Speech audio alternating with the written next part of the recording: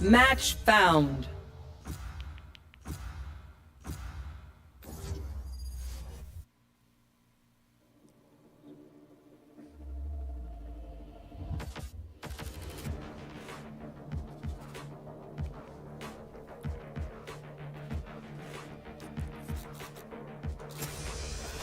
No one can hold their breath forever.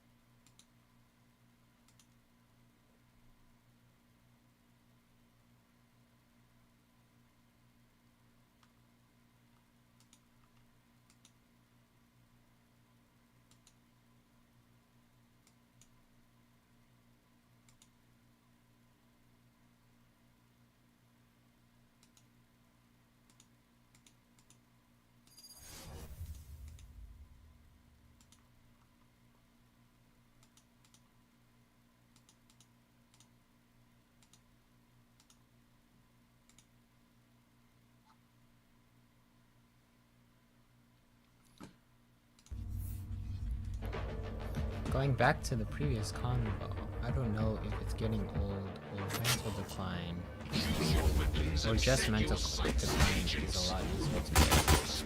Reloaded. I don't know what you mean. Do you mean just like because we tilted so late at night? Because that's what I was kind of getting at. Is like I think it was just a combination of being kind of it being Let the killing begin. basically what 140. Oh fuck! I just shot Back on down.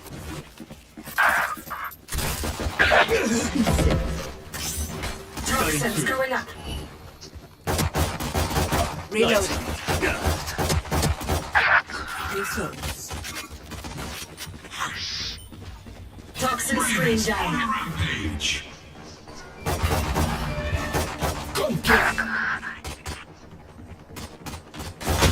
Toxins going up.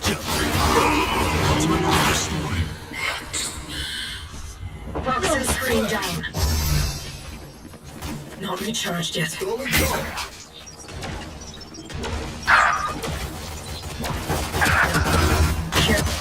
Reloading. Just like keeping mental up is harder.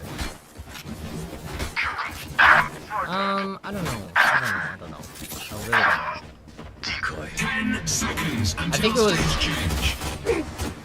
Oh, Out of my way. Poison orb emitting. I think it was definitely.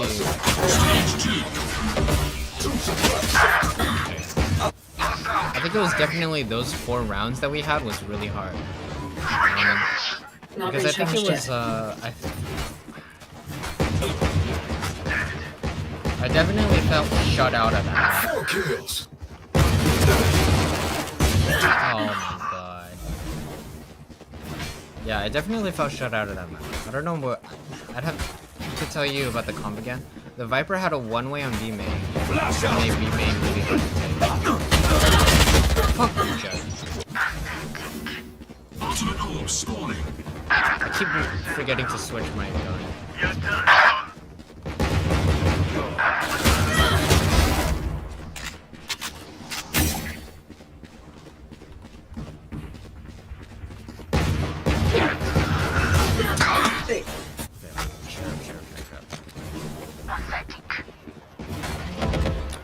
Viper had one way on B main, and then they had a Sage, which made Eco's really difficult. Toxins going up.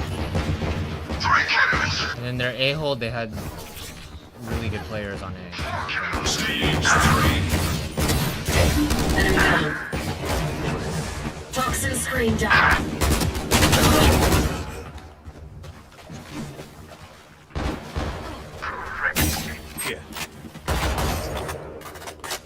Toxins going up. screen down.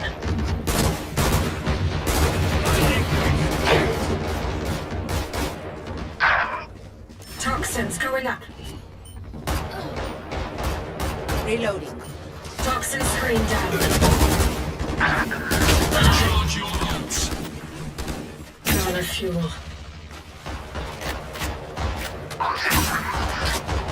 Toxins going up. Decoy.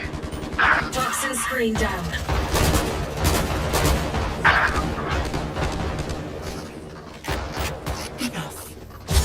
No fuel. New stage in 10. Die.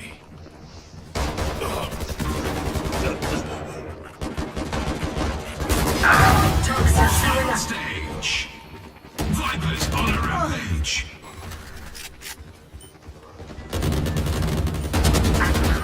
Toxin screen down.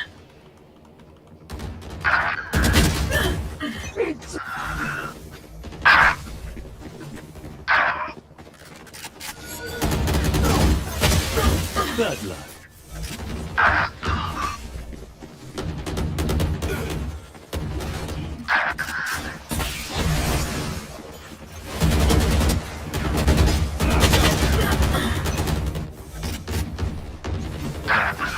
It's all good.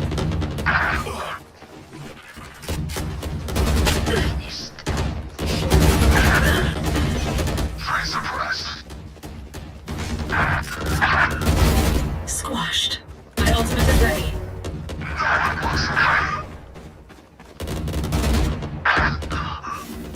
Ultimate up restored. Oh, I'm dropping frames, chat. Poison orb emitting. Concussing! Free kills. Time to jump. Ouch. You're not. Clearing out! Don't get in my way. 15 kills to go.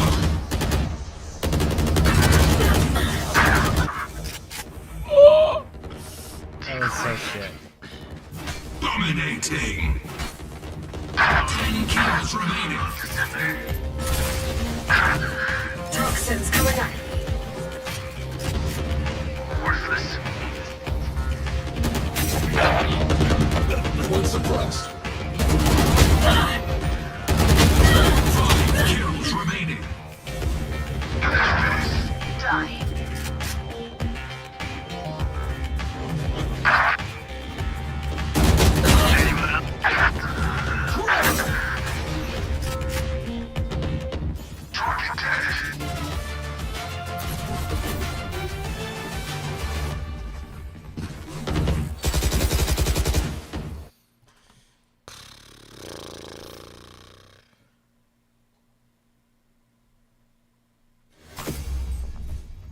What are we thinking? What are we thinking?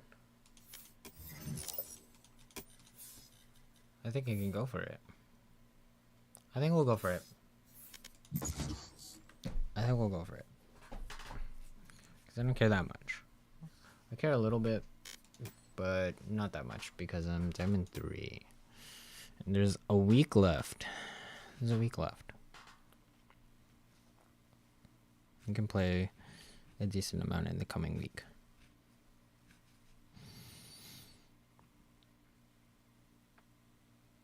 Play a decent amount in the coming week.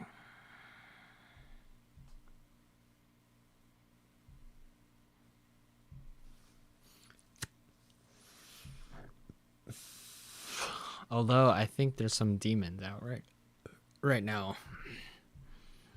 I do think there's some ranked demons out right now. So if the first one goes really badly, I don't think I should play more.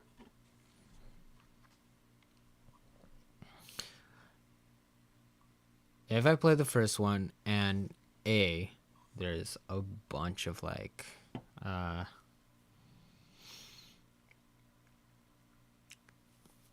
if there's some really toxic people, like people with like the worst mental,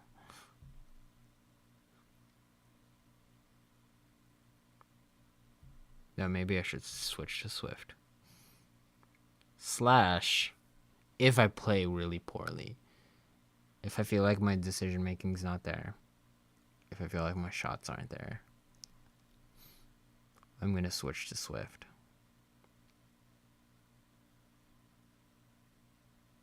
I think that's what I'll do.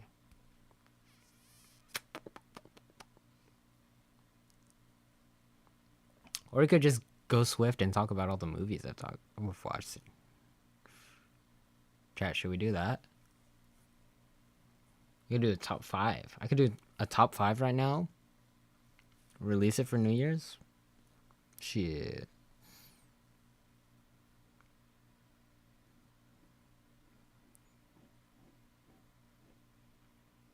Chill little top 5 stream. I don't know. I'm already queued.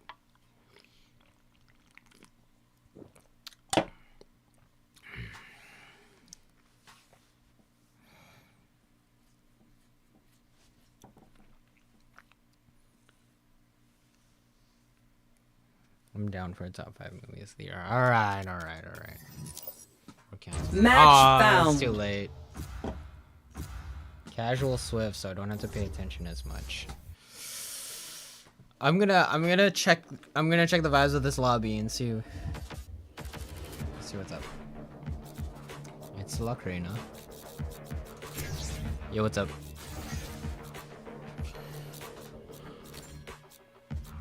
It's Luckjet. No comms back.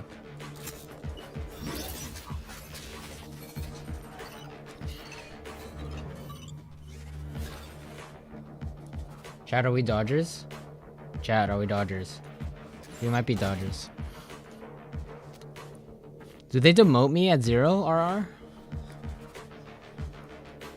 Will they demote me to Diamond 2? Ooh, I'm not playing No Smokes. I'm not playing no... Okay.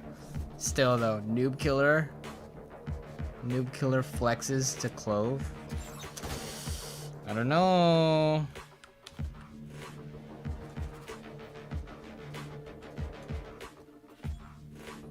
Alright, I'm out this bitch. Bye.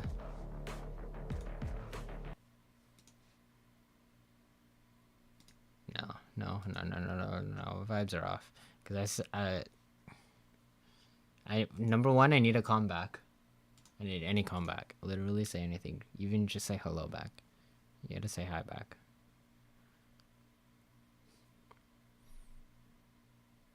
Because there's a good chance that like any number of them are like just toxic off of pistol. Like you lose pistol and then they're just flaming the entire game. Chat, it's demon hours. 10 minutes tops. It's demon hours.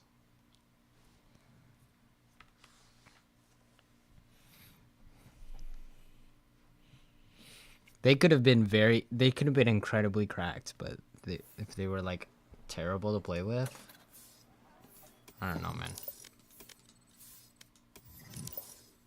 All right, we'll play Swift. We'll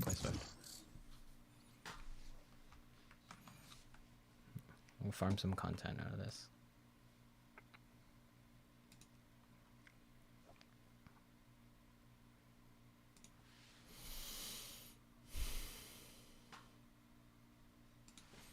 All right. Let's look at Match found. My letterboxed.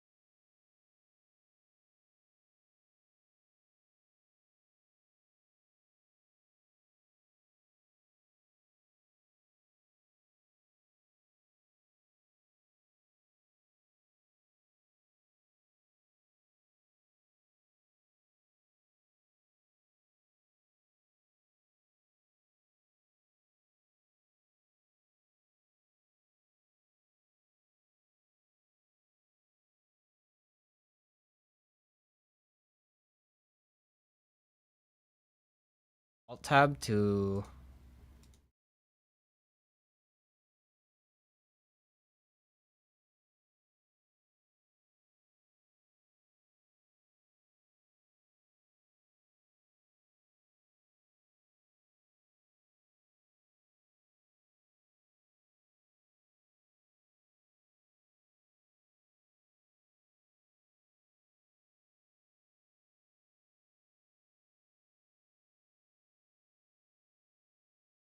check 1 2 check mic check. Are we back? Hello?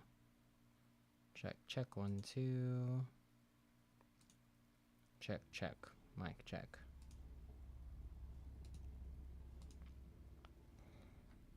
Hello. We're back. We're so back. Okay. Here's all the things that I said. This is a cool poster. I really like this poster. Should I But shoot them in when the I click face to it, or why stab did them in the it back? go away? Oh, I'll decide later. this one's less cool. I think it's less cool because a lot of the interesting stuff from Nosferatu was like some of the shadow stuff that they did in the 1920s film. It's really cool. The other thing that I said is, okay, let me buy it first.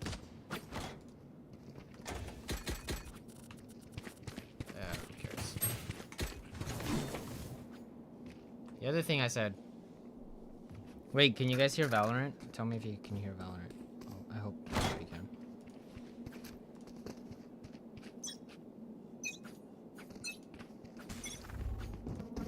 How about now? Can you hear Valorant? Okay, we'll play this round, and then I'll say all the things that I just said. Focus up. In sight. Enemy spotted A. Reload. Grounded. Time to jump. Decoy. Yikes. Sniper buried. Flag planted.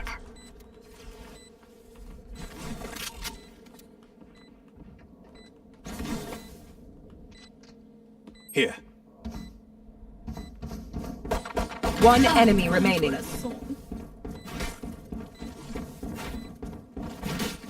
Portal closed.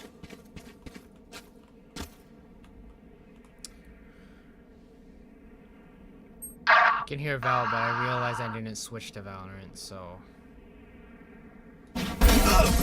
Wow, you really suck. I'm the But- last thing they'll see before they die. My friend was Lucky them. December 30th, 2024. Hey, that was 2 hours ago. AMC Norlock. Wait a minute. Whoa. How was that AMC? Chad. How was that AMC Norlock? I was watching Sonic the Hedgehog 3. But there were a lot of screens watching Will Nosferatu. heal their healer. Here we are. Can we see Valorant now? Cutting through. How about now? Damn, I wasn't even looking at my screen. Decoy.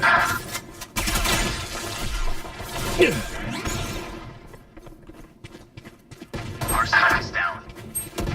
Spike down A. Got the spike.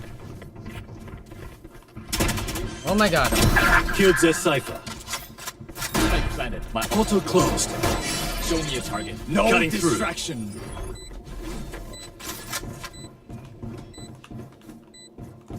Last player standing. One enemy Die. remaining. Fake teleport.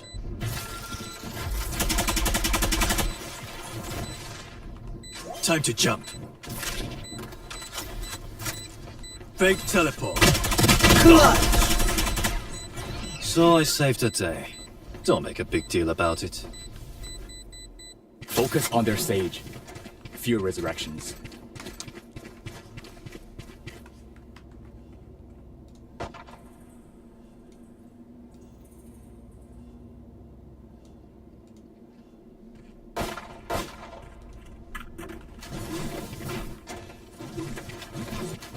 fact, I have photographic proof of being at AMC Longmont. Keep up. Uh-oh. I'm lagging.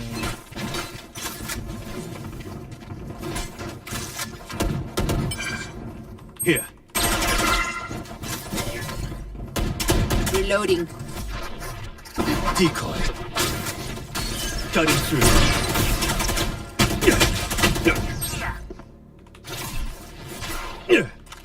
Fake teleport.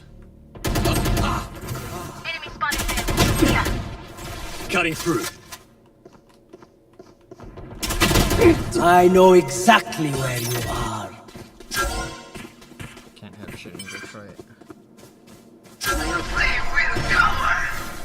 Barrier created. Good jet 140. Spike planted. Last player standing. Uh-oh. Uh-oh.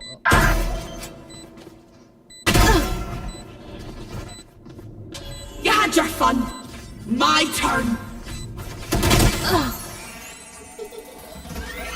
Who like this? Reviewed by Chris Carpentier. Robert Eggers depicts his title character as a presence so powerful that it reaches through the screen. Last round in the half. Over your whole body and Spend your money now. There's no bank in hell. ourselves to this evil, yet it is only when we force ourselves to gain our agency back that we can face it back head on. Truly mind-altering cinema. I thought it was quite good. It was a good movie. A lot of fun. I need a drop.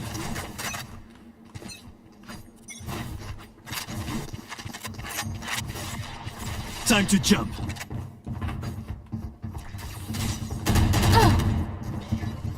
For you.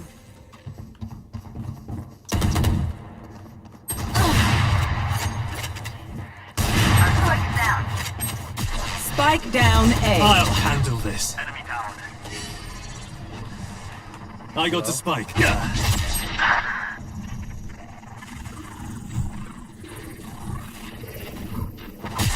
I'm Last back. player standing.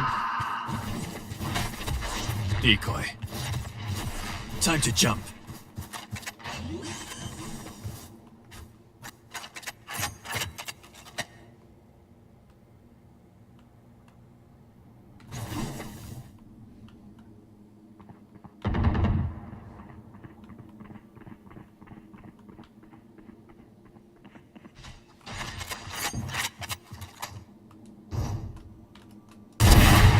Yeah. 30 seconds left.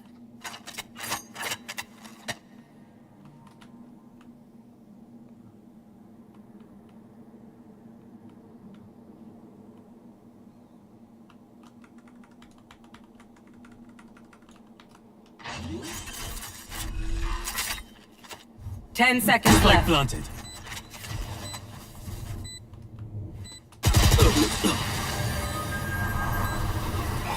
Get out of my way!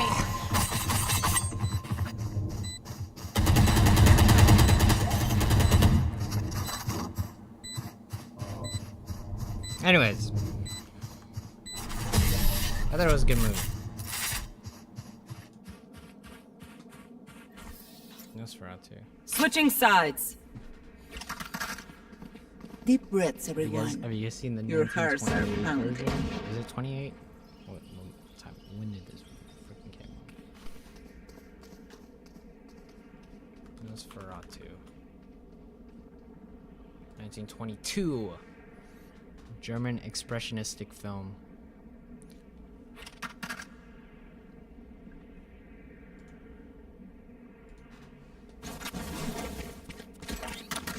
Sure, we're gonna tap some heads, chat.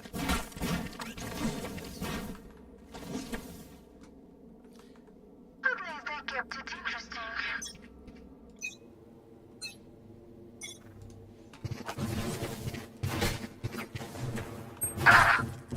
I should get the freaking. I should hotkey the scene Jet grounded. that I have.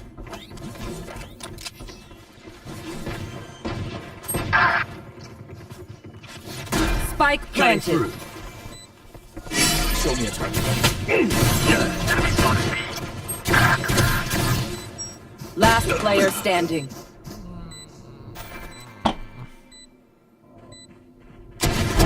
Next.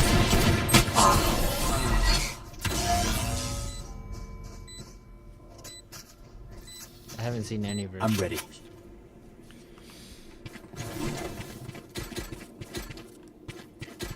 It's a good watch. It's a good watch.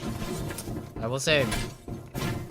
So, when I went to go watch it, I saw it on Christmas Day, and I saw it at the Milagros Cinema in Norwalk. Norwalk Town Center. Take out Cypher's tools. And Cutting through. it's like they have. Decoy. Oh, I tried. Enemy spotted A. I should have flashed. Enemy spotted A.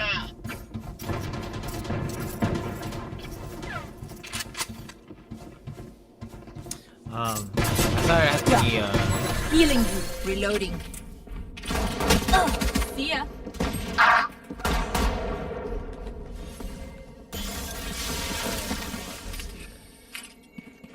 It's a multiplex, so there's multiple screens.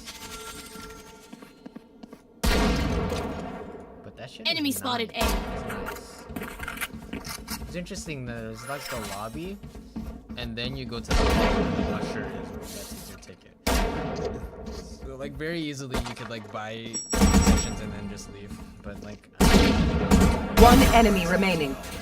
Spike down A.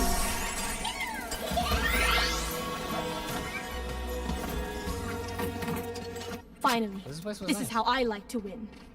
Nice little independent chain. Apparently it's like Hispanic owned and they have like multiple locations, but they're like the location name is like not Milagros, it's like something else. But it was cool because they like I'll cut through. the Time to jump. the seats and everything was like new.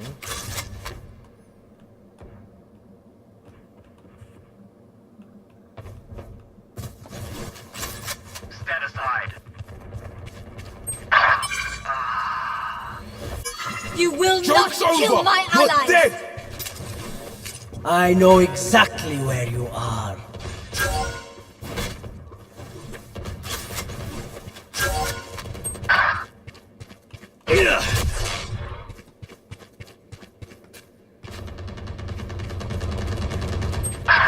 No way. Spike planted. Last player standing. Come on.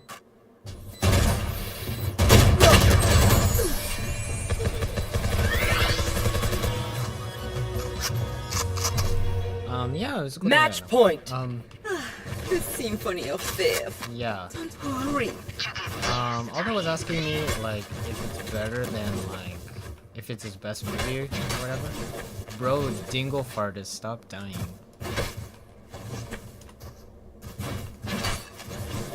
Aldo was asking me if that's Robert Eggers' best movie. So for context, he's done what, The Witch, he did The Lighthouse, he did The Northman, and now he's done Nosferatu. Oh, what's the video? No distraction. Time to jump. I know you lost that quickly.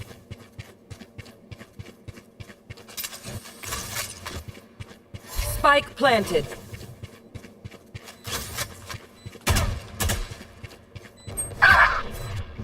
Last player standing. Flawless. Attackers win. What do you think?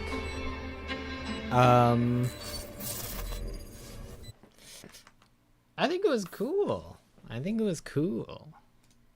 I think there was really cool homages to like, you know, the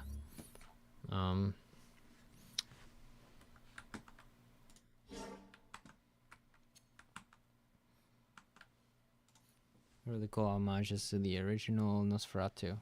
Because my gut says it isn't, but I haven't seen it yet. I think it's very cool.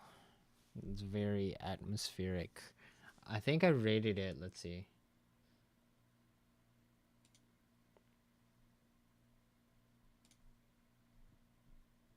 I gave it a 4.5, and I'm thinking that's just a 4. I think it's just a 4.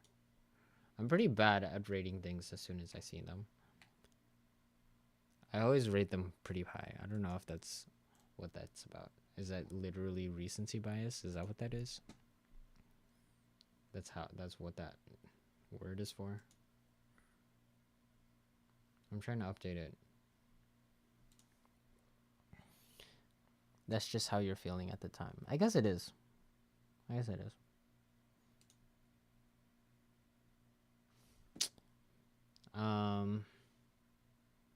But yeah, I gave it a 4.5 at the time. I think it's probably a 4, truly. It was pretty good. I thought about Aldo asked me if it's like better than his other movies. I like The Lighthouse a lot. I like the Lighthouse a lot. I loved The Northman. I think those were incredible movies. The Witch was a little bit of a slow burn. I remember The Northman dragging a little bit in the middle, but I mean, she was epic. That shit was epic. I freaking love The Northman. I think the score to that was amazing. Aldo asked me that, so we watched A Complete Unknown, the Bob Dylan movie.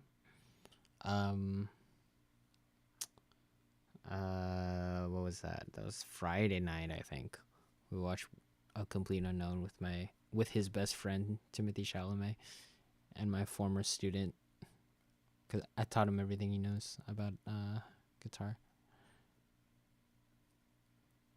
Every song that he plays in A Complete Unknown, I taught him. And in fact, one of the guitars that's in the movie, I actually lent it to him.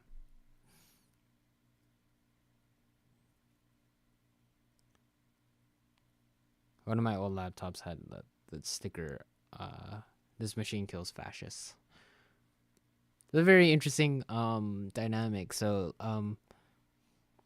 that's crazy you taught him. I know, it's crazy. I know I'm in the minority of not loving The Northman.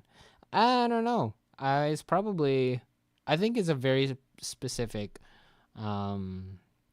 movie. It's a very hyper masculine movie, and kind of the point of it is like this weird socialization that men get to like overperform and is like really toxic, and there's a lot of messaging in that. And if you kind of just like don't vibe with, because like my sense was that like it gets you on board until you realize like how deep you're in. Like it's like trying to get you to like if you're raised that way, if you're raised in a Viking environment, that's how you think.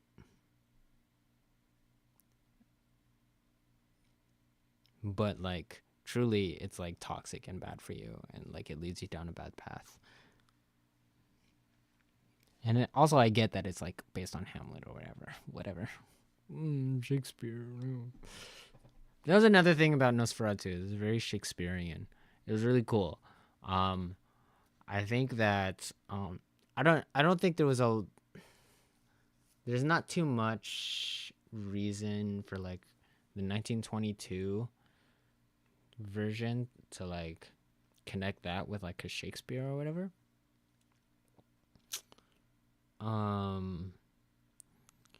But Lily Rose Depp has a lot of Shakespearean monologues. Isn't Hamlet based on that original tale? Is that true? There was a Viking story on which Hamlet was based on? Actually, no. The Vikings read the script for The Lion King, And then they said, what? This is ridiculous. This would never happen. And then it actually happened to them.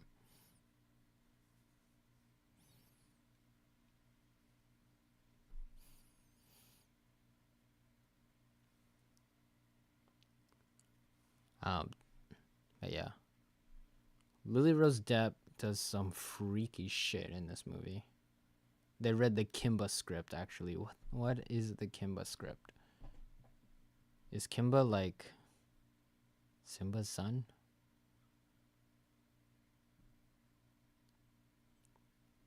I don't know who Kimba is. But yeah, Nosferatu is oh, what I was getting at with the that's what the Lion King ripped off. I don't think so. I'm pretty sure that the Lion King is an original screenplay by Disney. I don't know if you heard about the Disney Renaissance. It's an anime that was before the Lion King. I don't believe you. Nor do I care. The Lion King is an original screenplay, off of which William Shakespeare wrote Hamlet.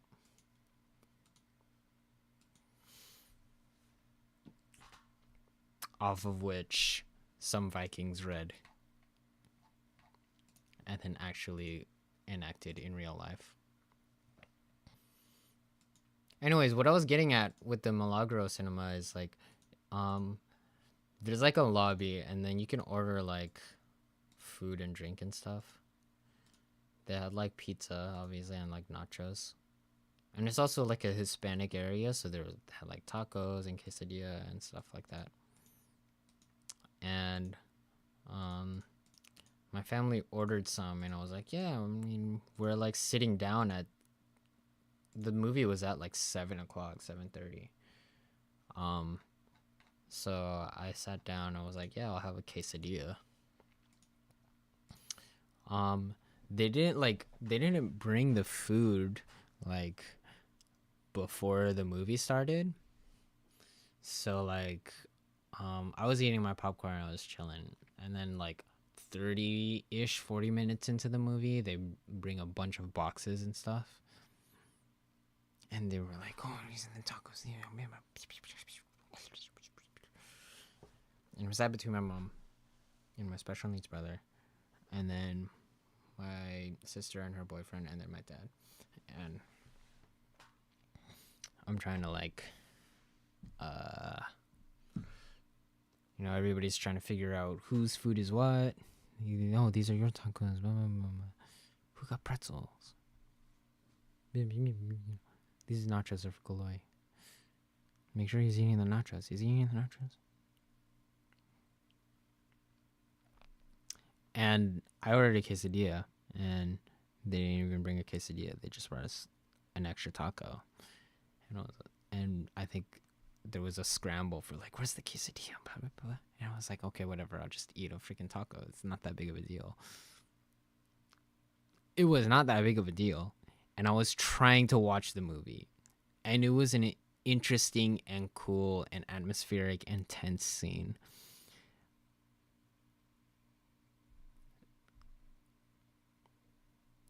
And it sucked because I got pulled out of it for this fuck-ass dine-in theater experience. I don't care. I'm not a fan. I had to lose my mind. I was losing my mind. I was having the worst experience. I almost left my seat and sat by myself fucking in the front row.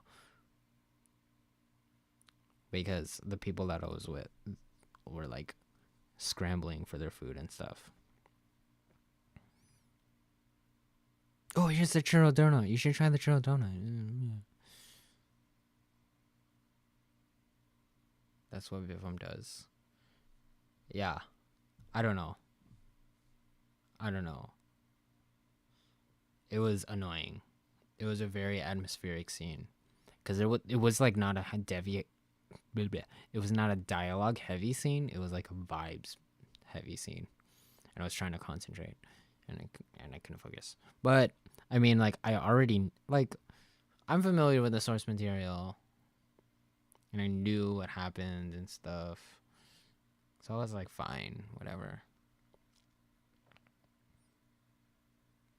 But it sucked to get taken out of the movie.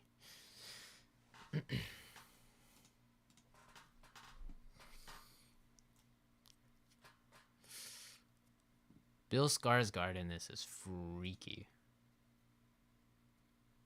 I don't know. I'm just not a fan of the dine-in experiences. I don't care. I was also talking to my sister about it after the fact. And then she was like, yeah, we got the tacos, and then like I like just didn't pay attention for like the 15 minutes that I was eating. And I'm like, yeah, I don't go to the movies to eat. To have a meal. That's why I like popcorn at movies, because especially if it's like a horror movie or like something that will give you anxiety. Like, it's nice to like have something to like do, and then like a physical thing in your face. I like the option. Just don't order next time. Yeah, that's true. I could just not order next time. Because we did even just end up getting fast food after that. Like, we literally went to Tommy's after. So it didn't even matter that we got tacos at the cinema. And the tacos were overpriced as hell anyways. So it's like, what was even the point?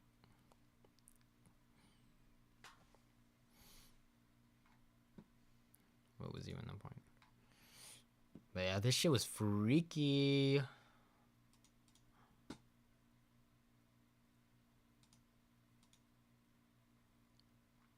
But apparently my friend just saw it at AMC Norwalk on Monday, December 30th, 2024 with Max K, with Jasmine. With Max K. Should I comment? Chat, should I comment? Can I comment on this?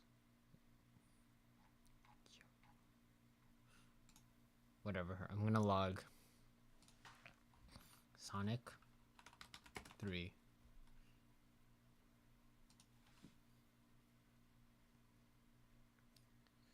A net negative. That was like a solid 15-ish minutes of the movie that I got taken out of. 15-ish. Like delivering the food. I mean, like, this is so I missed a decent amount, but it would mean like 2 minutes 15 or whatever. It's fine. It was fine. I meant for getting the food. A net negative for getting the food. Yeah. Yeah. I mean, yeah. Yeah, because it wasn't even that good, too. Like, I walked in and I was like, I want popcorn. I'll have popcorn. And maybe candy. But I want popcorn. And we got popcorn. And in fact, there was even like one of those digital photo booths where there's like an iPad in front and a camera. And then they like, you put your phone number. And you go, 1, 2, 3. 1, 2, 3. Because they're like new, so they're like trying to do marketing and stuff or whatever. And I had my little popcorn bucket. I have a big ass popcorn bucket. And that was fun. I think tacos are a bad idea for a movie. Unless they're hard shell tacos. Because hard shell tacos are easy to like pick up and shovel into your face. Like, you don't have to look at the taco when you bite into it. And you don't have to look when you pick it up.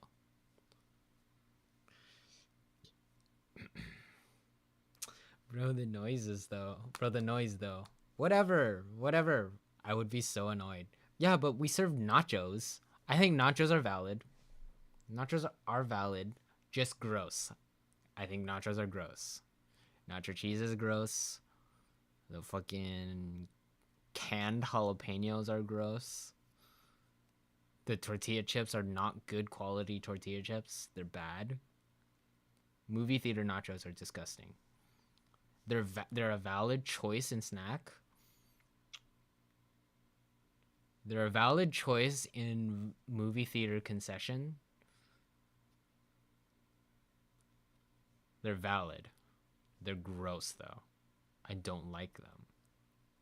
My personal opinion is like different from like whether it's valid or not, if that makes sense.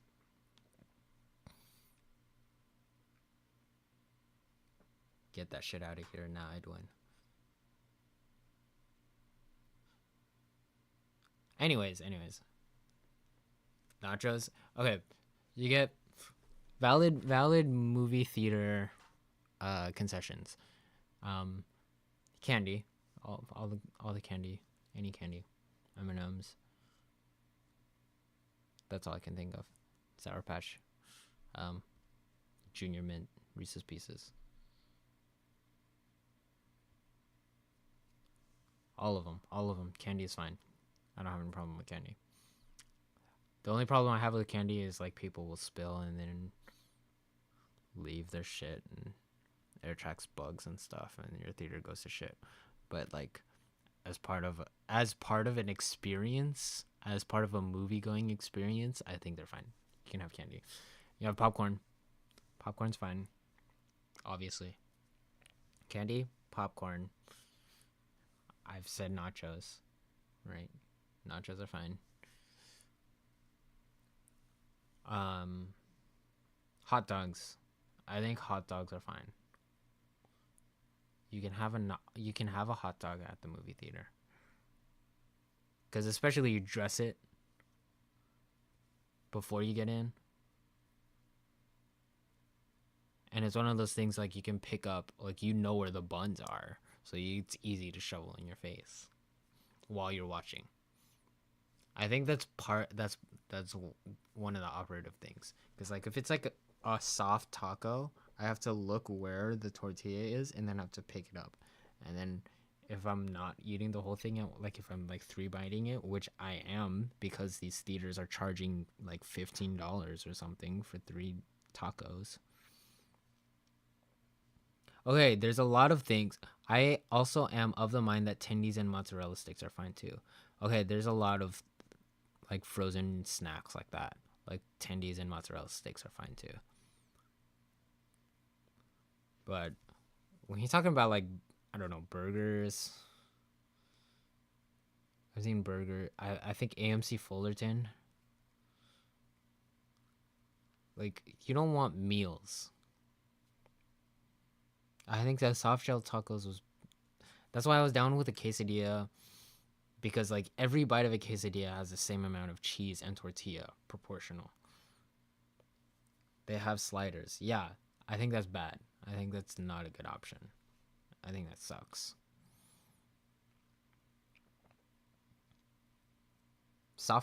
Like, tacos, like proper tacos.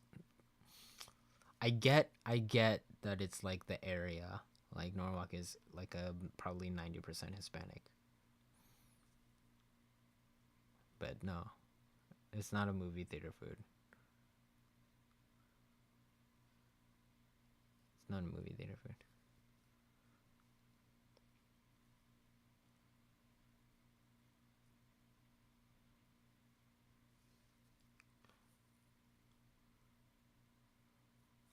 Anyways, that was my experience with Nosferatu. And I think it was a good movie. I liked it a lot. Despite that, I liked it a lot.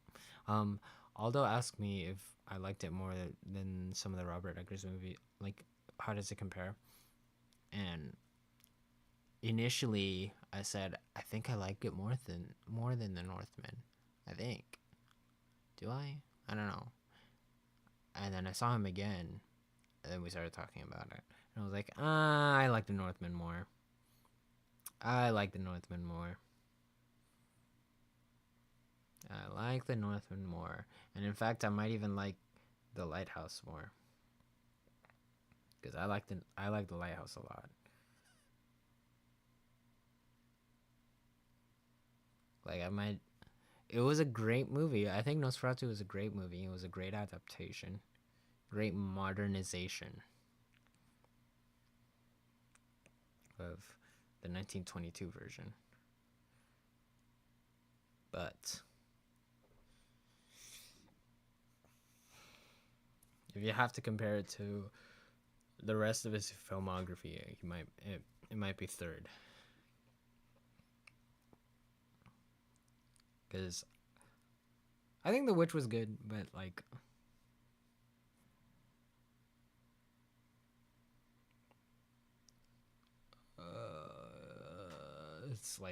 it's such a slog to get through. It's such a slog to get through. Okay, but tonight I'm coming back from watching Sonic 3. Sonic the Hedgehog 3.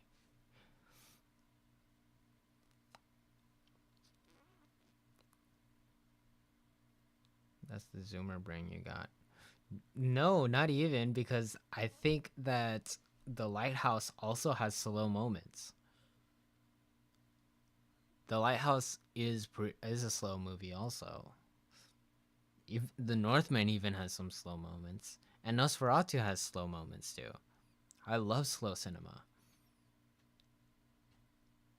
I don't think it's a slowness thing. I think it was just not... I think maybe the payoff wasn't there. And you can maybe make excuses of like, oh yeah, The Witch was like his first in his filmography, like major breakthrough with like named actors, and like,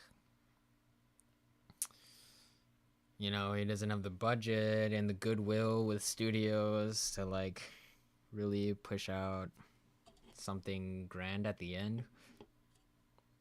So don't do that. I don't know. I don't know.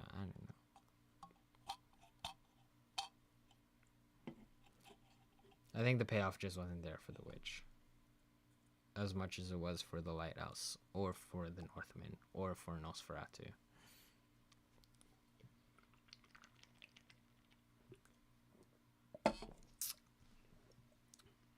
Go watch it. Go watch it though. Go watch Nosferatu.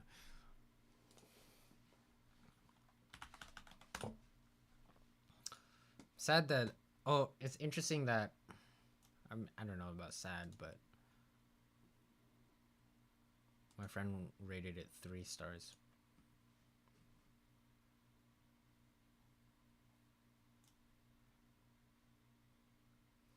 Or my friend Jess.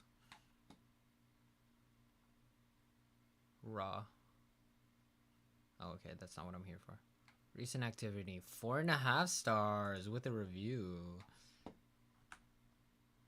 My new favorite vocal stim is to look my friends in the eye with a horrified expression while saying, he was eating them raw, like, raw. I don't know if that was the correct accent. I don't have a dialect coach. I also don't remember this line in the movie. He was eating them raw, like, raw.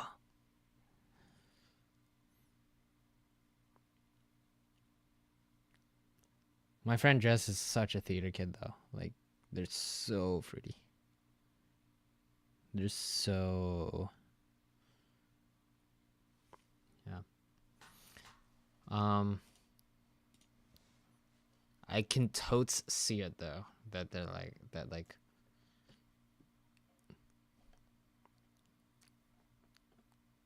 Like, she gave it a 4.5. And then... Our friend Andrew gave it a 3, and then I'm giving it a 4. I'm like in between. I'm like the middle child.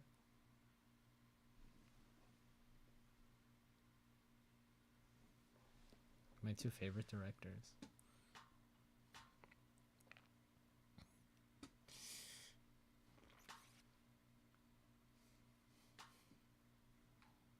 Oh hey, Amy Adams is a night bitch.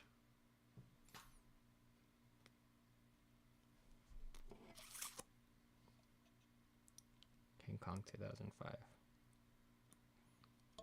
Let's see.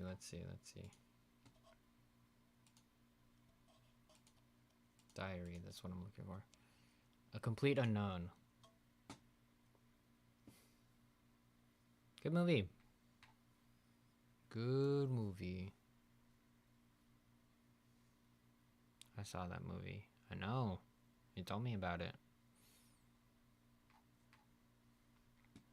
You told me you read the book too.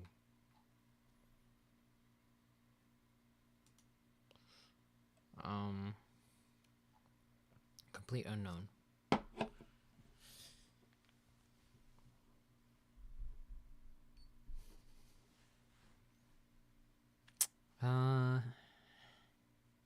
What do I think about this movie?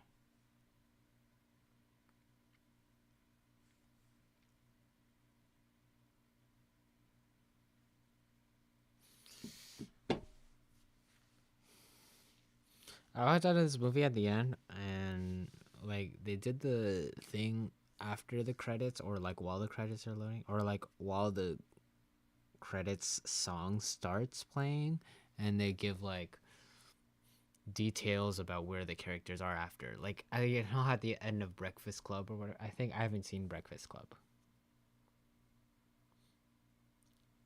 but at the end, don't they go like, Johnny did this after high school or whatever. Sarah went on to yeah, they did that. I know what you're talking about. Yeah, yeah. At the end they did that. And at the end, they said that Bob Dylan released 55 albums. Has released 55 albums since 1965 or something like that. Something like that. It said it has released 55 studio albums. Which I turned to Aldo and it was like, yo, that is insane. Because that's like more than one album a year.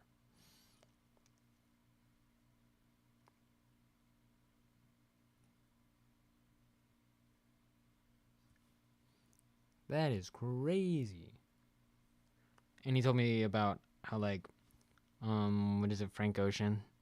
He like put out an album and then like deleted it immediately because he had like a studio contract.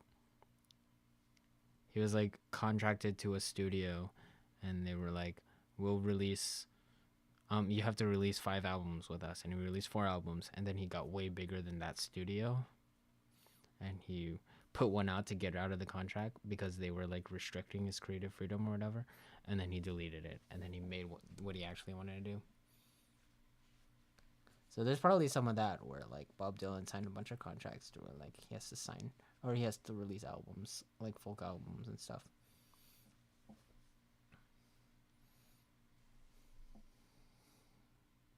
Yeah, that's funny. Yeah.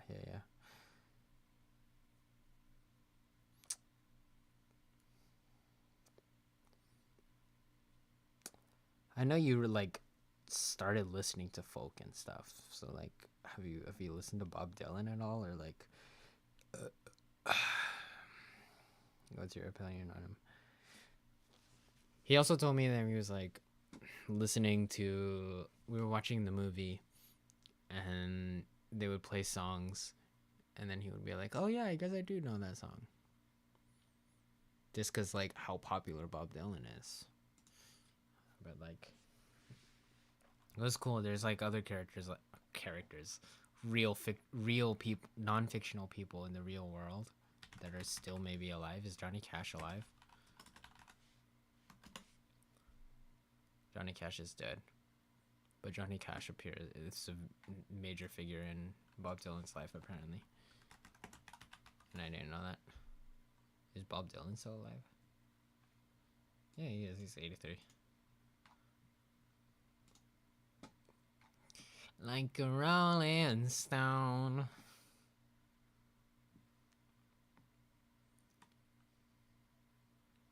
Knocking on Evan's door.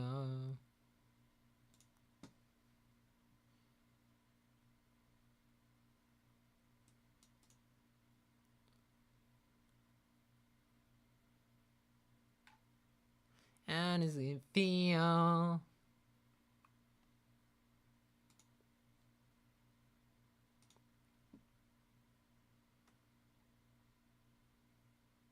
What's the name of the song? That sounds like that.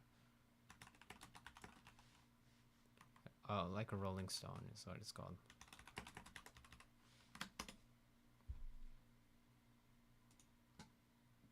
Chad, is this the song upon which the Rolling Stone? Oh, that's Cat's Eye.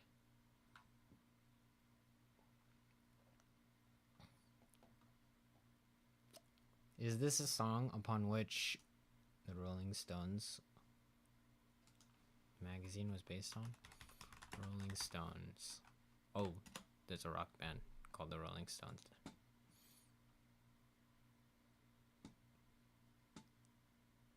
There's a rock band called the Rolling Stones. And then the magazine.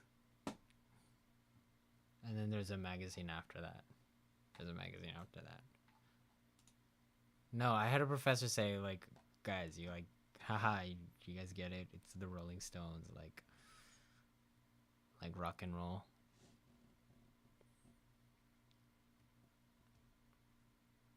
Like, they're rocks. They rock. The Rolling Stones rock.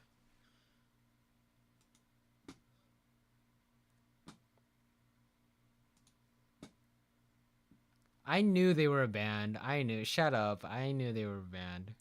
I don't want to hear anything from you, Chris, about music history, especially about rock history. I don't want to hear nothing from you.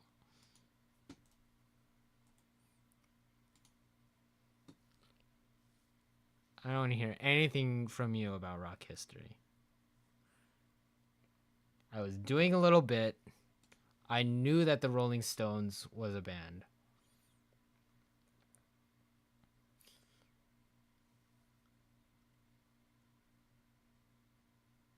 Bruh, I'm super cultured, trust me.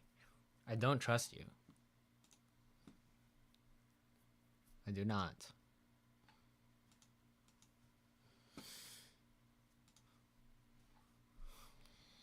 Anyways, this is a good movie. Especially if you like folk music, you should check it out. But I don't know, because you got into music recently and you said, the music that you like right now is folk music. So I don't know what the folk scene looks like right now, and I don't know how close it is to Bob Dylan. But I'm sure if you go back to like 1960 Bob Dylan, you might like it. And I don't know how much it's like folk pop / rock. Yeah, I don't know. There was a lot of talk in the movie about like blending genre conventions and stuff, and like, oh, is it country? Is it blues? Where's the line between folk and country? You know, I think that's valid. There's a lot of overlap. I love the blues. I love rock and I love the blues. I love me some blues.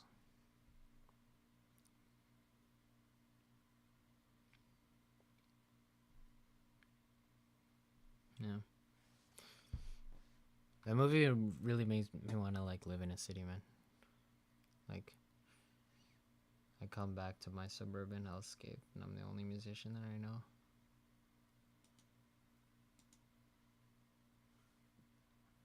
The closest bar is like 2 miles away. And they don't have live music.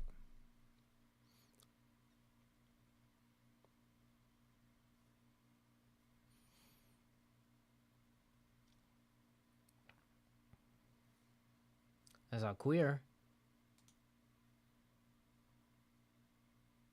It's not queer. Maybe I should start tagging these the way my friend does. Maybe I'll add a tag and be like AMC Fullerton with Rob.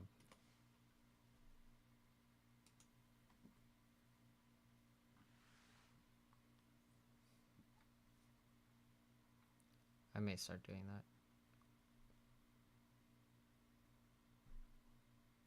If I remember. Which means Nosferatu will be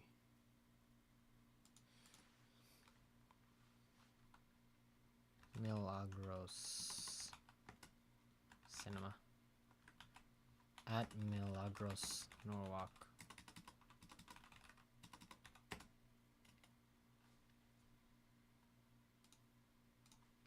At Milagros Norwalk. At Milagros with familia with family.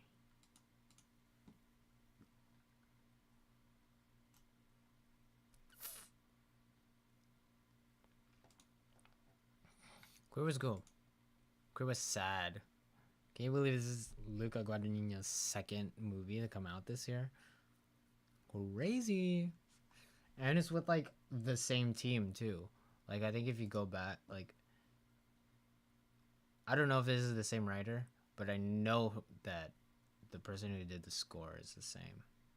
Composers Trent Reznor and Atticus Ross. They also worked on Challengers. Actually, that's a good question. Let's just freaking Luca Challengers crew. Producers are different, but the writer is the same. Justin Kuritsky.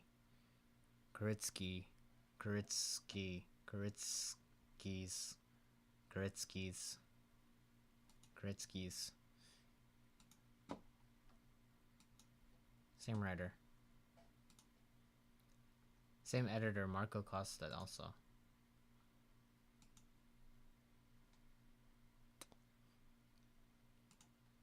Same cinematographer too. Same TP. Sayombu. Muktipram.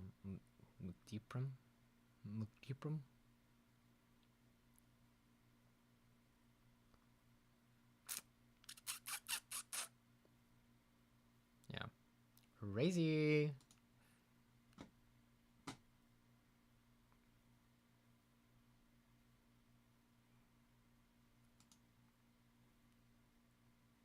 Yeah, same sound team too. Greg Brickley, Paul Carter.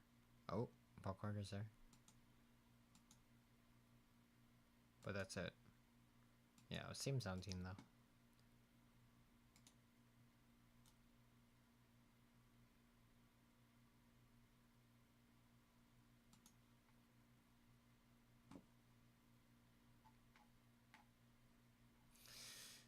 Yeah.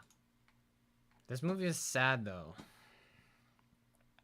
It's kind of a trip.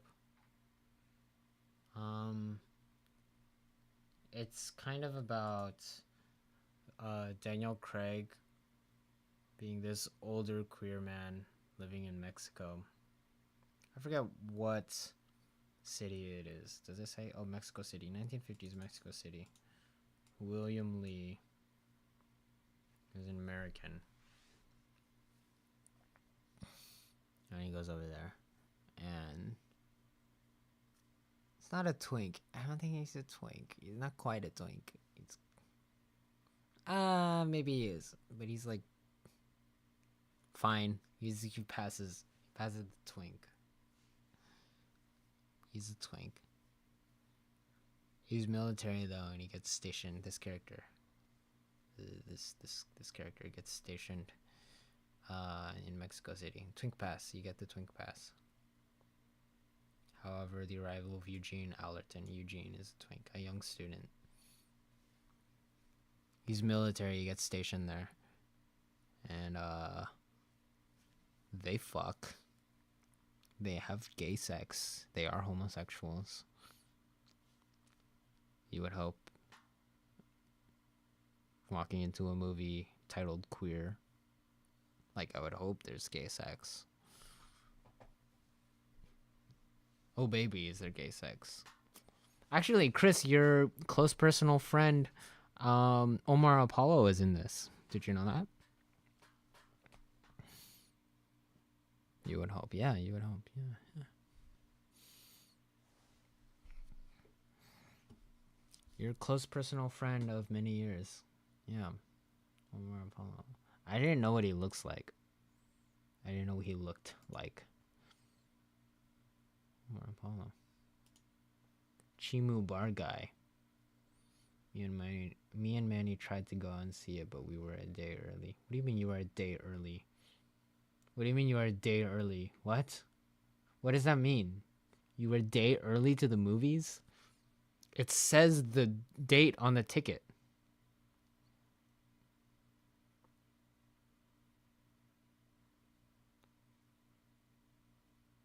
He's a tall man.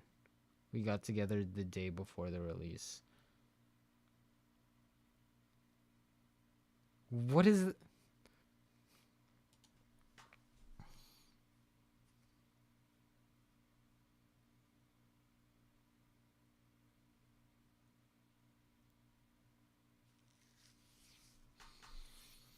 We got together the day before the release, and that was the only time we could hang.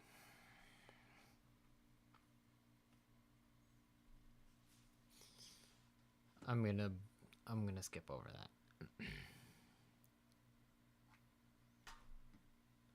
Oh, so tender. Absolutely transcendent. I don't even want to describe the feelings this gave me. I just want to leave it at the most raw, subconscious, ethereal nature it exists as.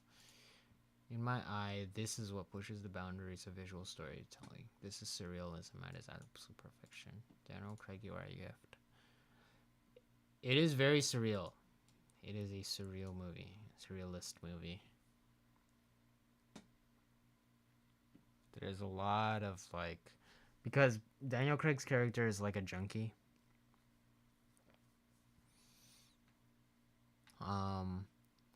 And the second half of the movie is him traveling to somewhere in South America to like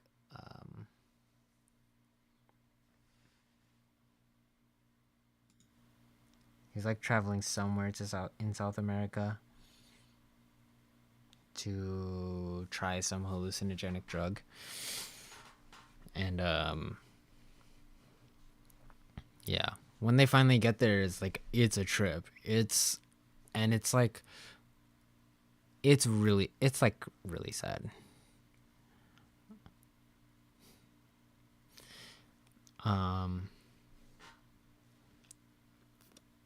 Yeah, it kind of highlights like kind of the loneliness that like a queer lifestyle can present.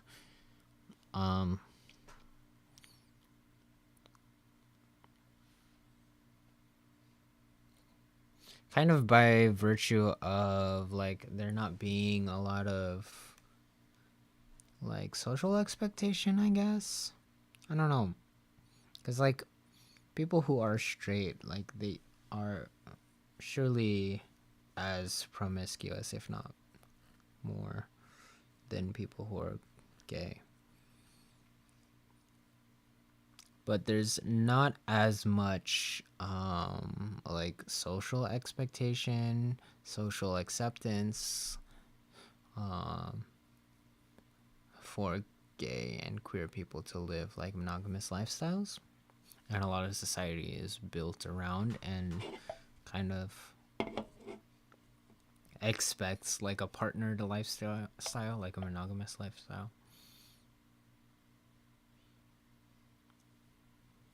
So like being queer can be a lonely existence, basically. That's kind of what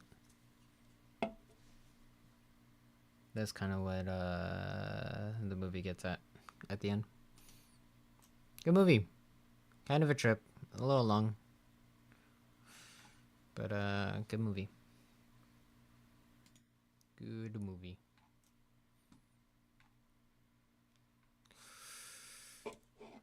Gladiator 2. This sucked. I think this was a 3. And then I dropped it. I think it was a 3.5, and then I dropped it to a 2.5. This movie sucked. even some of the action sequences were not that good, which is kind of what you come to like epic blockbuster historical drama thing. I think I have it at 1.5. Yeah, like I dropped it. That's bad. I didn't see the first Gladiator. I think we may have. I don't know how much I told you, Christopher, about my opinion on this movie, but it was not that good. I didn't see the first Gladiator, so I kind of went in blind, and it felt like they were doing a lot of callbacks and a lot of they were trying to play up a lot of things that like happened in the last movie. And then there was the twist. Part of the twist in this movie is finding out that Paul Mescal's character is descended of Russell Crowe's character. And I hated that. I think that was dog shit. That was dog shit. Because I think they were trying to do a little bit of like, I've obviously, okay, color this with the preconception. It was not good. LMAO. Yeah, it was not good. I color this with the preconception that I had not seen the first Gladiator movie, but my understanding of the Roman dream, or the dream for Rome, is to draw an allegory between Rome, this great empire of olden times, and this advanced civilization, to America. Whatever, you can have your opinions about that. Whatever. If you want to base the movie off of it, based a movie of the Roman Empire on the idea that America is this great, powerful, advanced civilization beyond its time. Fine. Make a good movie out of it. That was my kind of conception of it. And it just falls so flat. It's just like not bad. It's not good. And then, because on some level, like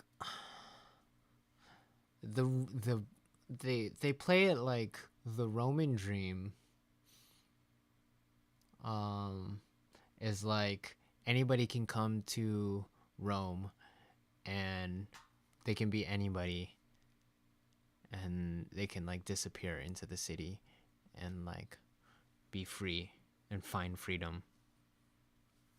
Right? I think that's what it was. It was something about freedom. Everybody in Rome has the freedom to live as they please. A libertarian jerk off. Like, I think there's something like that. It's very clearly like trying to draw parallels to our American values. Of like anybody can, like, sure, you want. I think that's a valuable prospect of like people can come to America. Like this country was like built on immigrants, by immigrants, for immigrants. You know, and they can come. You give me your poor huddled masses, and they can come and they can start a new life for themselves. They can be anybody they want to be. Which, that was a great, fantastic, like, idealistic, I think. It's good. As much as, like, as much as you can criticize, like, how not real and, like, fantastical the American dream is, I think it's a good ideal to aspire to be like, anybody can work hard, pay their dues, and they will have a good life for themselves and for their family and for their kids. It's good. It's good. It's good. Idealistic. Great.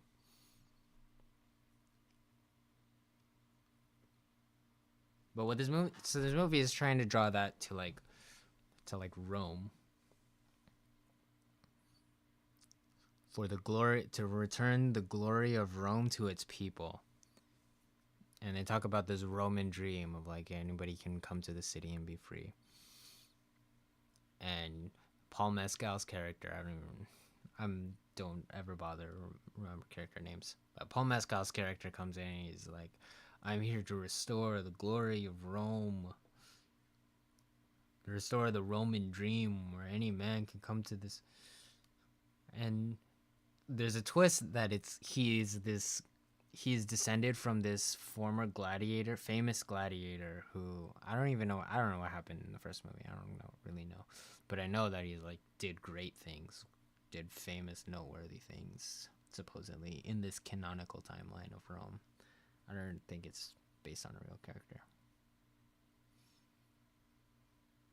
And that is like so shit to like become, because the whole like theme and concept of like you can be anybody and come to the city and become someone. Turns out Paul Mescal comes to the city. He was already someone. He was already someone. Built into his DNA, he was someone. And he becomes the hero of Rome. It was it's so tone deaf. It's so antithetical. It's like opposite of the themes that they were setting up. It's very bad. Very not good.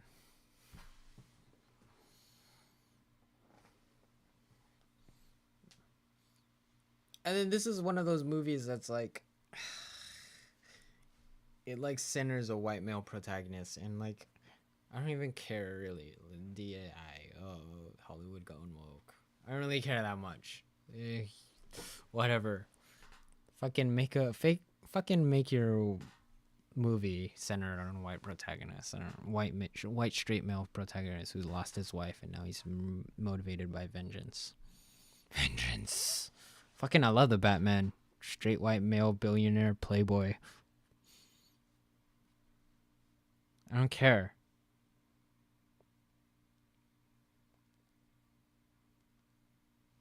What just happened to my chat? Nightbot. Not on my watch. Stop spamming caps. Did Chris just get bonked by Nightbot? Chat moderation. I'm going to turn off caps, excess emotes, excess symbols. I will keep links off because I don't need people. You know what? I will turn links off because it's not like I have like thousands of people in here. Blacklist words or phrases. I'll keep that on, but I'm not gonna put anything in the blacklist yet. I'm gonna put anything in the blacklist yet. Accuracy, like naming the Greek gods instead of Roman ones. I'm gonna be honest.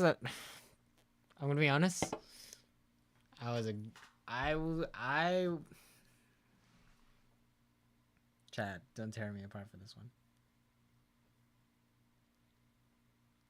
I was big into Greek mythology. I have been historically.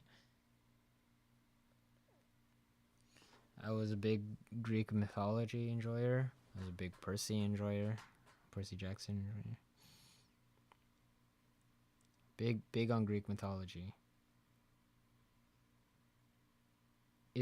I didn't care. I didn't care that they didn't switch out. What fucking? I don't even know.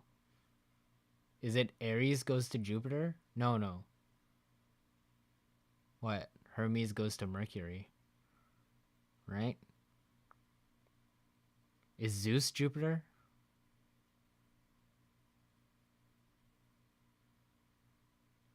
Bro, come on, you avoid text to read subtext. Yeah, because that's what stories are. That's what movies are for. You want text? Go to TV. That's the point, though. You don't care, and neither did they.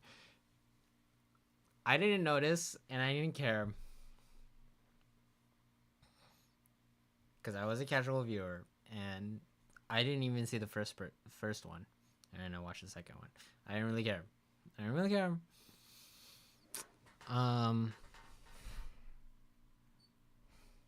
But yeah, they could have paid attention to that detail. They could have. That could have been a detail that they paid attention to, but them fixing that would not have a good movie made. That would not have made it. I gave it a 2. I gave it a 2.5 stars. I don't think it's a 4. I don't know if you say the correct. I think it's not moving if you fix that mistake. You say that like the text isn't what casual viewers first see and draws them in. Sure, I guess.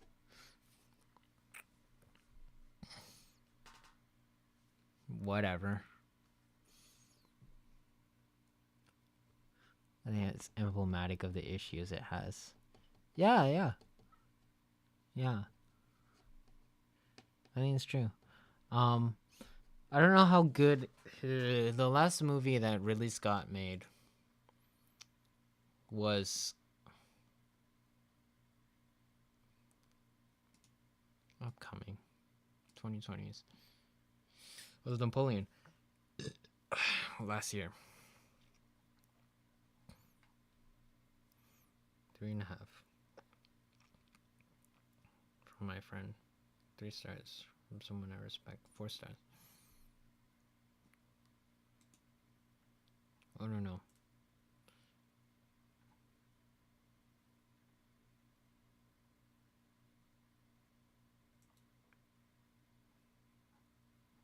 Oh, I don't know. House of Gucci. I don't know. To me, Gladiator being bad was kind of like a confirmation bias for me of I don't think Ridley Scott isn't. I don't think he's like a conservative or a fascist.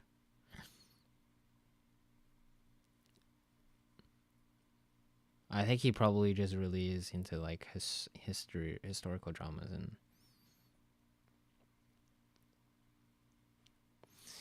it's one of those things that like people who are really into like certain history and stuff, there's overlap.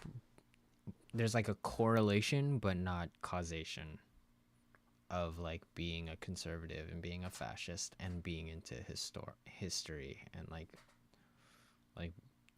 really being really into like World War II stuff and being really into the French Empire, being really into the Roman Empire.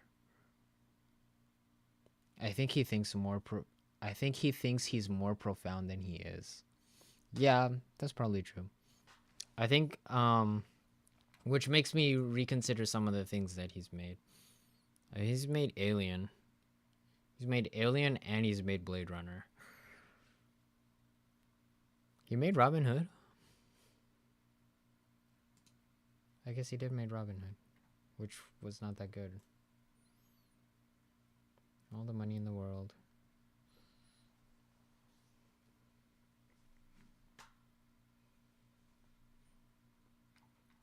Did he make... Who made Titanic? He made The Martian and Blade Runner and the first Gladiator. A broken clock is right twice a day. Yeah. Oh, he made Hannibal.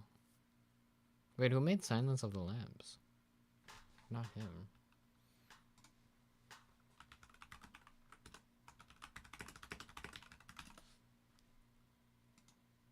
Not cast. Jonathan Demme? didn't make anything after that. The main training candidate, whatever. Yeah, that's probably true though. I think that's a good estimation of his filmmaking.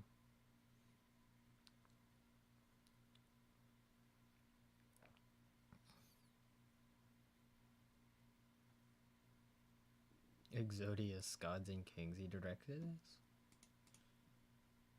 Hilarious.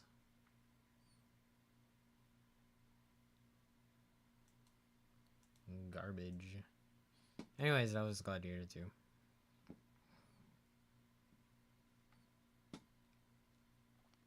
I rewatched Silence of the Lambs for a class. So Moonlight. Honora! 5 stars.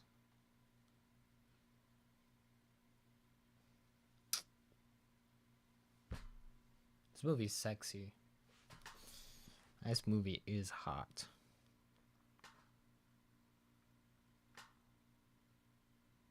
Very good movie. Very, very, very good movie. It's funny, and it's not like... It's funny, but it's not like dropping Marvel jokes. It's not quippy. It's like circumstantially funny. Like, and it's never... People are never doing things where it's like obviously a joke or something, or like they're being out of character or stuff.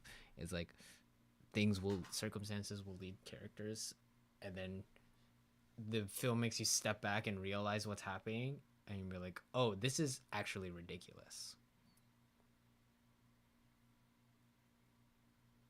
No, but it's not like it's comedy because of like, it's more nuanced than that. It's not just joke comedy. It's not like quippy one-liners. It's not Marvel comedy. It's like literally, because it's not even comedy. Honora is not even comedy. It's funny. It's not comedy. Because it's like, it's funny by like the circumstances that the characters get put into, and then it makes you step back and think about it and just be like, this is ridiculous. I'm just saying Marvel has rotted people's brains. Yeah, yeah, it's true. It's true.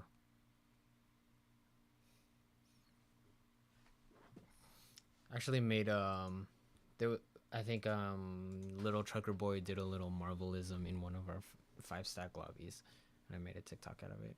So it should be out soon. Maybe I'll put that one up tomorrow. Yeah, Nora's very good. I didn't know anything about it. I saw it at the Vista. At Vista with Rob. 5 stars. That was like a quiet home run. That was a quiet ride home. Like, I got in the car and, cause like the story is like ridiculous. It goes on a wild ride. It's like a wild goose chase. But then at the end, shit gets like really serious. Like all of the, it's kind of like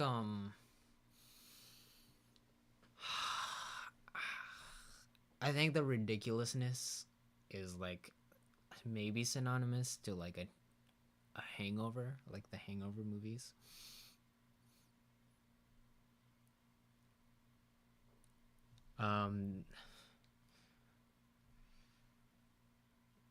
Like a lot of the plot is actually wild. It's actually insane. And then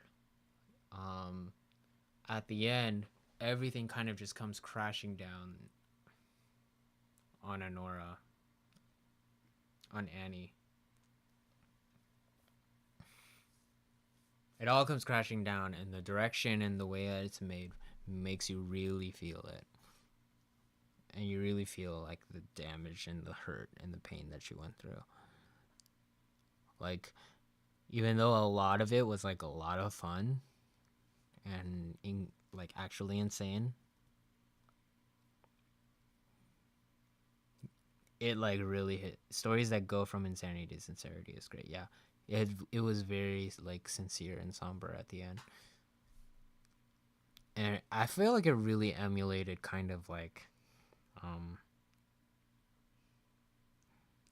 like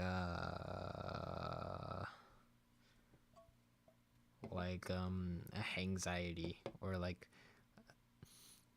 waking up the next morning and be like, damn, that really happened. I'm like, damn, I really fucked up. They're a good movie. Really, really good. I know this was on Aldo's watch list, but my friend Rob hit me up for it before he did, and Rob was like, yo, it's playing in Hollywood at the Vista. By the way, have you seen Dee Dee yet? I have not seen Dee Dee yet. I want.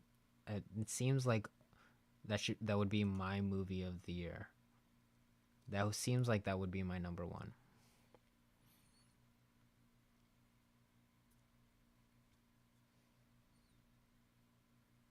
Like, Dee Dee seems like it would be a 5.5 for me, or a 6.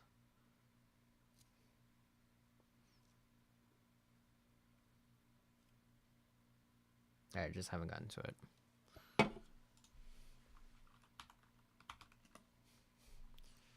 Is it streaming anywhere? Peacock with a subscription. I would buy it on Amazon, actually. Yeah. I might just buy it on Amazon. I'm like a little intentional about like. Can I sign in without leaking my account?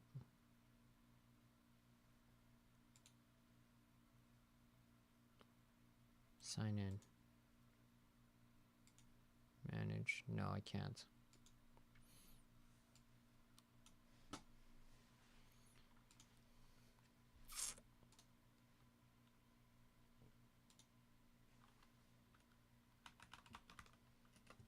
I don't even have, it wasn't even saved in my freaking autofill. It's because I don't default use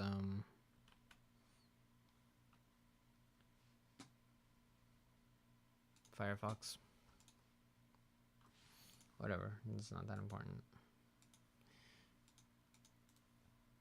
All that I was saying was that I'm a little intentional about what movies I buy and which I don't buy. I think I've bought like 3 Wes Anderson movies.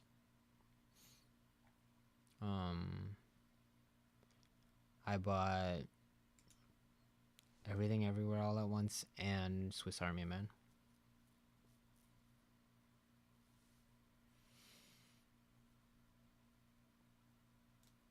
What was the last one? Oh, Asteroid City. So it was like Swiss Army Man, Everything Everywhere, Asteroid City, and then the one before that too. But yeah. And then on YouTube I have a different like catalog too. I don't know how or why I like broke it down this way.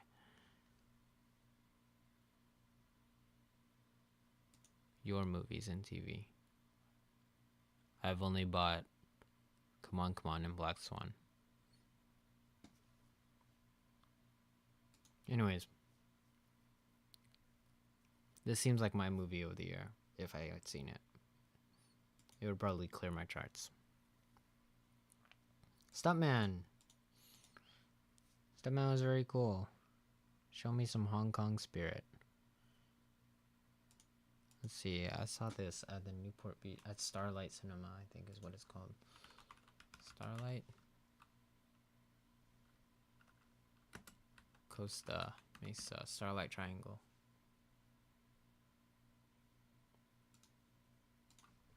At Starlight, Costa Mesa.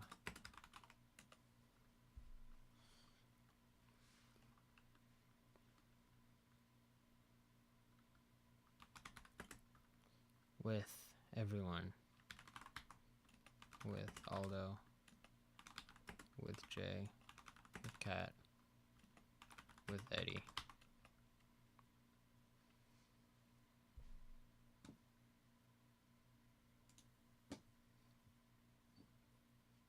Five stars. I cried like 3 times. washed up action choreographer struggling to find his way in a changing industry who risks everything to stage an epic comeback and attempts to repair the relationship with his estranged daughter before it's too late. Another one of those tortured artist stories. One of those, no. Did everyone else cry? No. I don't think so. I think Eddie was feeling the waterworks, but he was sitting next to me, but I don't think he cried. I'm just also more prone. I'm a crier. I love a cry. I enjoy crying.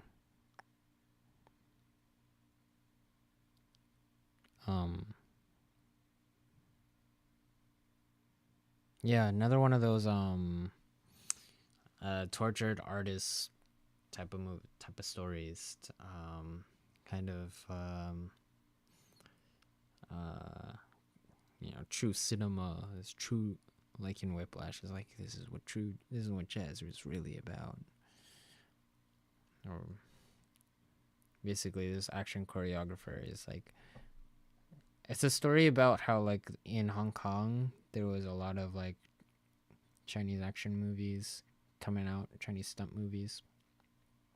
And think about Jackie Chan, think about Michelle Yeoh.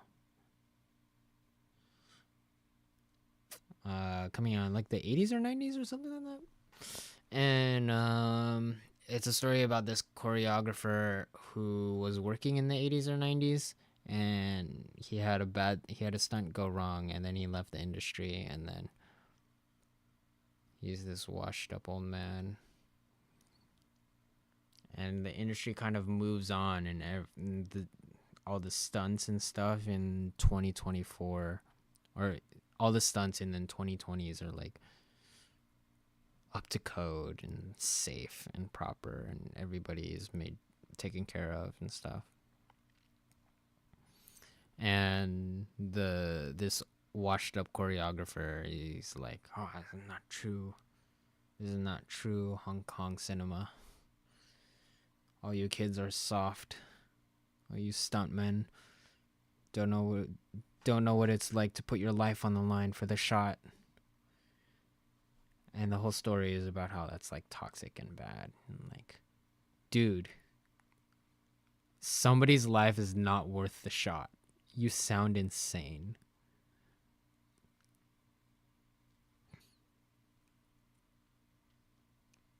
The story is about him learning. And the tortured artist part of it is like he like neglects his relationships. His estranged daughter, he was like not there for her and stuff.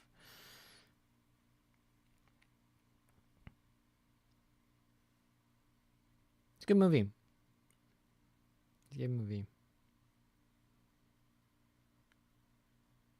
Good moments about like family and like ambition and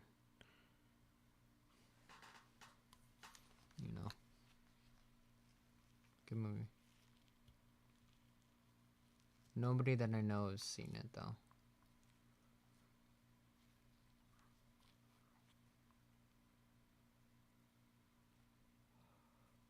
Okay.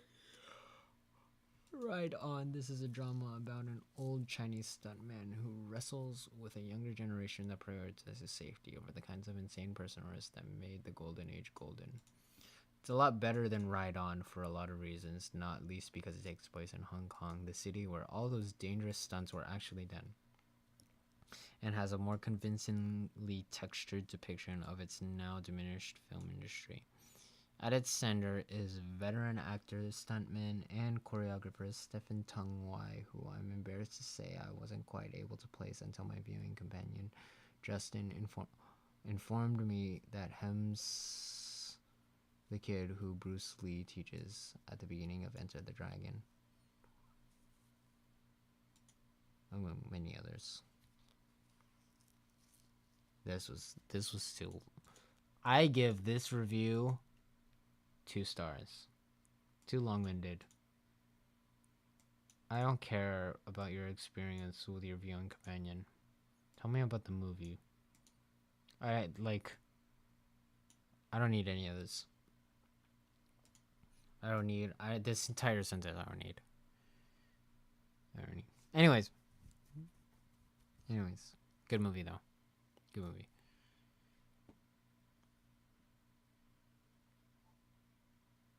I saw the TV Glow came out this year.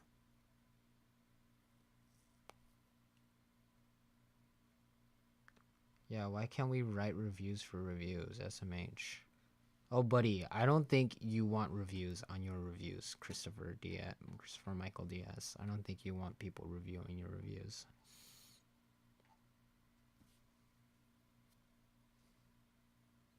I tell you what.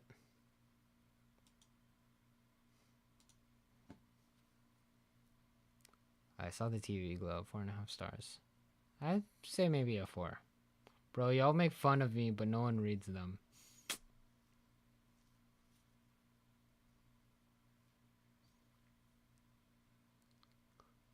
I think I've read some.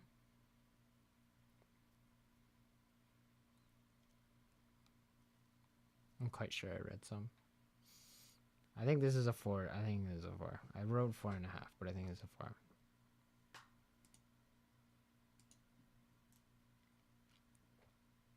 Very good movie. I saw a tweet recently that was like the best. There's a lot of good. I choose to believe you. I did.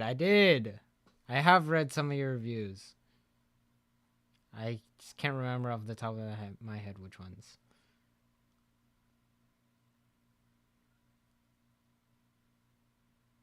I also look back at stuff and rate them lower. Yeah, it's like a recency thing. Whatever. I saw the TV Glow. I saw a tweet recently that was like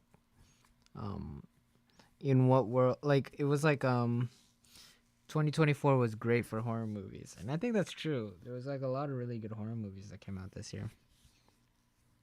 Yeah, Nosferatu, one of them. This Long Legs I heard was really good, and The Substance was very good.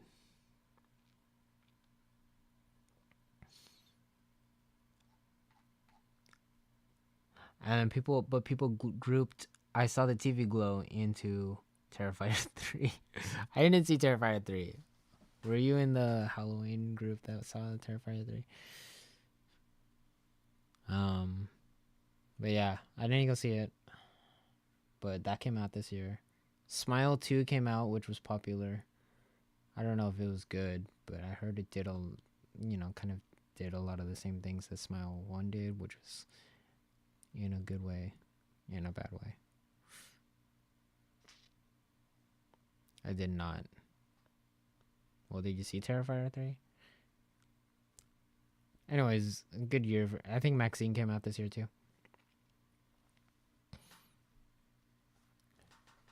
But then somebody grouped I Saw the TV Glow in with like the horror movies, and somebody replied to that like, in what they said, like, in what world is I Saw the TV Glow a horror movie?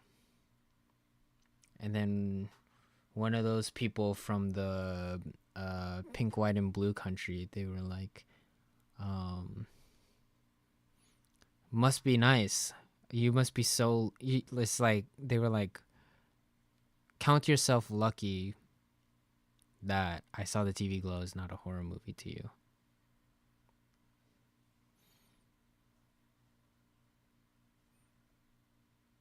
I consider this movie a horror, just more existential. Yeah, it's like an existential horror. It's like an ethereal existential horror. It's like a cosmic horror.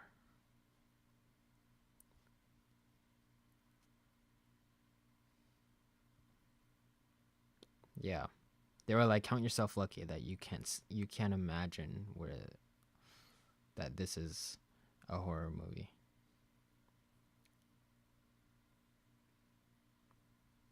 Yeah. Good movie though. 4 stars. It did drag a little bit. It did drag. But it was fine.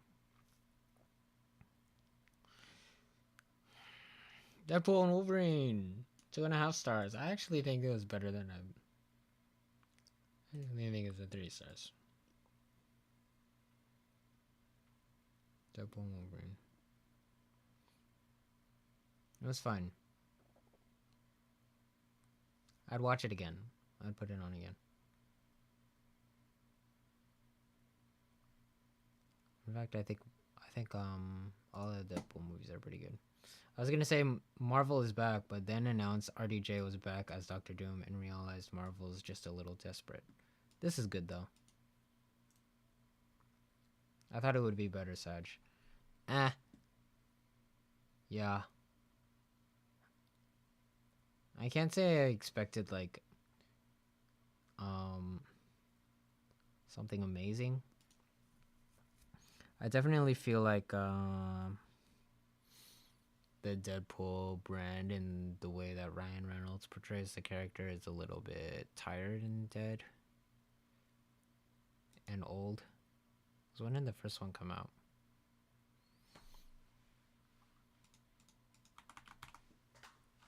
Deadpool is 2016. What is that? 8 years? Literally parts I liked didn't have the 2 main in them. 2016, yeah. Yeah, I don't know. A lot of the... just kind of the way that he portrays the character and some of the humor and stuff is very, like, millennial-esque. Very... It's what we were talking about the Marvelisms and the quippy stuff, like turned up to 11. It's like, he's like right behind me, isn't he? But then also it's like you have the edginess and then like the fourth wall, like pop culture references, like referencing. I don't know. I think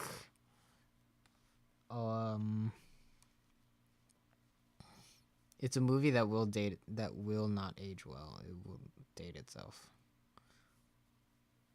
I actually don't know specifically about this one, but my vibe is like other Deadpool movies will not age well. The 1 and 2. Like the references will fall apart. The edge is probably the worst part of the humor. IMO, they need to lean more into the absurd. Yeah, I think that's like the advantage of like a Deadpool character and his like cancer degenerative healing. As like how insane and absurd it is. And they could lean into that, yeah. I agree with that. I agree.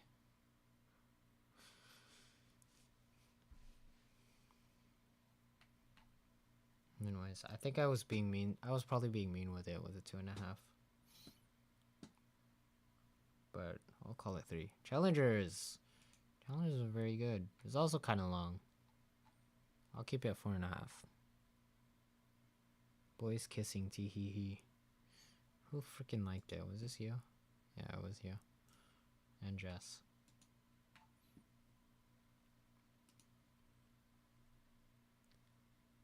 Good movie. It was long. There were some moments where it was like the score was going on for a really long time. And it was like, okay, this does not mean this scene and these shots do not need to be this long. But I really liked how the score like kind of emulated like it was like a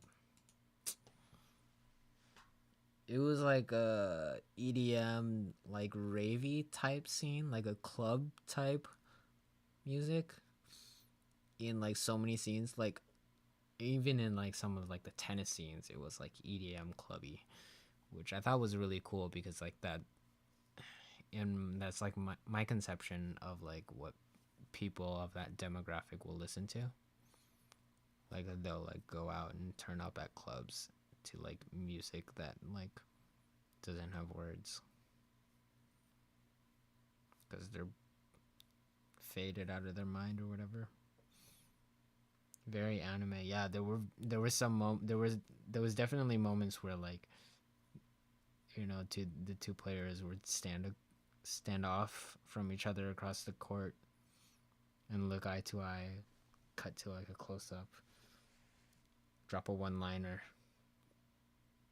and take an excessive amount of time to throw a freaking ball up.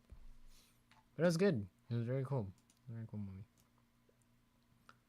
Luca Guadagnino's first movie to come out this year.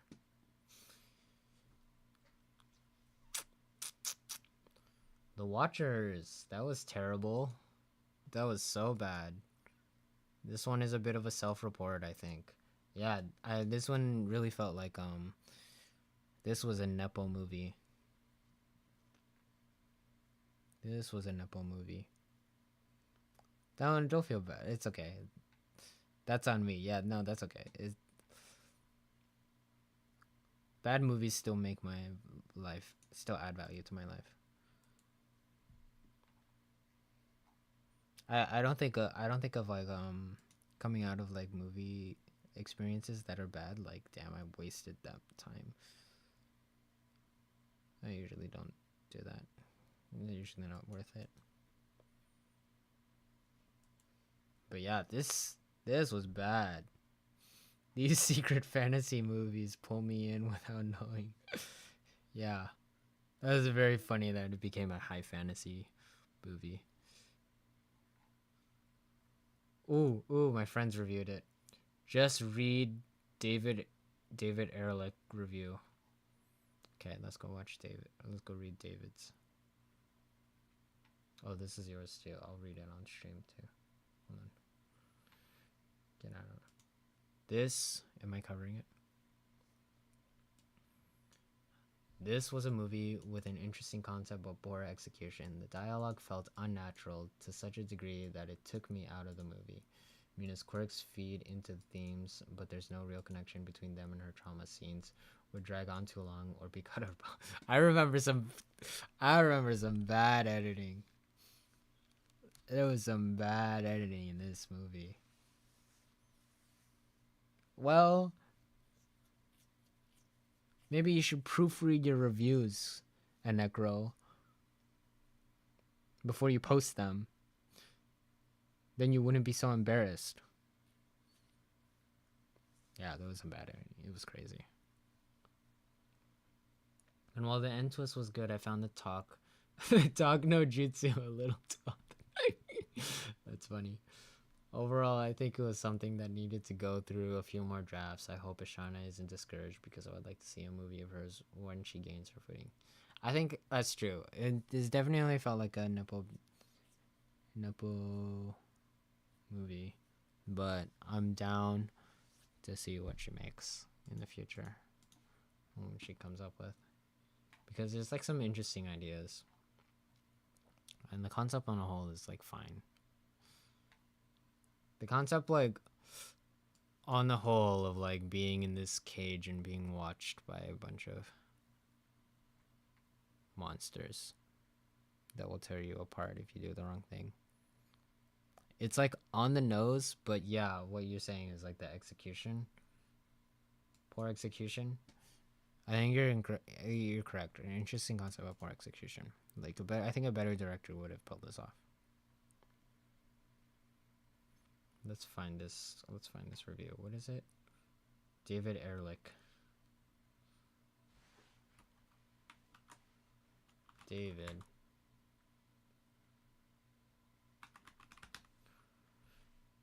That's helpful. What about, how do I don't even know how Control F works on Firefox. I so don't use Firefox.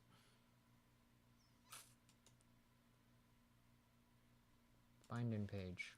There's not a drop down or whatever. There.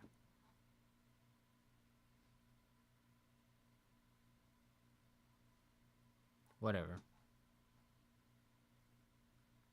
Maybe I can Google it. David Ehrlich. The Watchers. A well-paced supernatural. Oh my god, this is long. That's built atop a high-concept premise, sustained by impressively elegant direction, hobbled by some of the clunkiest dialogue you've ever heard. And then undone by a twist ending so clearly telegraphed from the start that it might as well have been sent to the third act by Western Union. The Watchers offers ample evidence to suggest that first-time feature director Ishana probably wasn't the most rebellious of children. If there's much about her debut that left me wishing the apple had fallen a little further from the tree, there's also no denying that the unbreakable filmmaker's daughter has the skill to follow in her father's footsteps, which she does here even when the material is begging her to blaze her own trail. Yeah. And yet, frustrating as it can be at times, the young Shyamalan's loyal devotion to the family brand proves strangely appropriate for a story this fraught with parental baggage. Yeah. Parental baggage. Bro gave it more credit than we did. 2.5. What did I... 1.5. Yeah, whatever. I think the review tends to give off more than the number rating. But this is definitely true. And I also feel like I'm being harsh because I feel like I think my spread for like movies that I've seen, you can see it here. I'm pretty sure. Yeah. It's like I give a lot of 4.5s. So like when I get a like low rated movie, I will like to tear into it. Elvis 1.5. Jurassic World. Love and Thunder. Oh, this was bad. This was a bad movie. Anyways, this is so true. Like about the parental baggage and like you can read this into the movie. Of like it's really interesting. I think it's interesting when you get movies like that where there's like outside context and like outside like real world politics and stuff to read into. Is it considered context? So like you have text and then you have subtext, but like things outside of the story. Do you call that context? I feel like there's a word for it. Like if Shakespeare were going through some kind of romantic troubles and then wrote a piece about it. Or like Taylor Swift, I guess. Is that insane to mention those two artists in the same sentence? Who frames the art's creation? Yeah.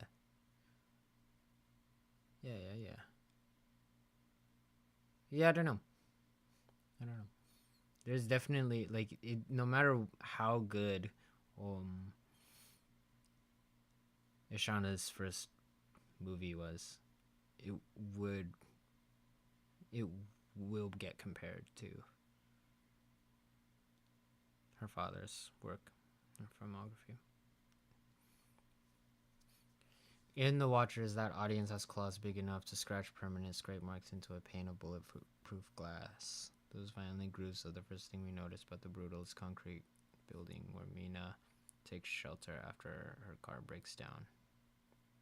Oh yeah, I remember it being super ham-fisted, like very clunky about getting to the forest, getting to the compound or whatever. I remember it. Yeah, the setup was bad too. Pretty bad. Bad movie. Don't go see it. Oh wow, I saw Chungking Express this year. Feels like I've seen it all. Like, it's one of those movies that like,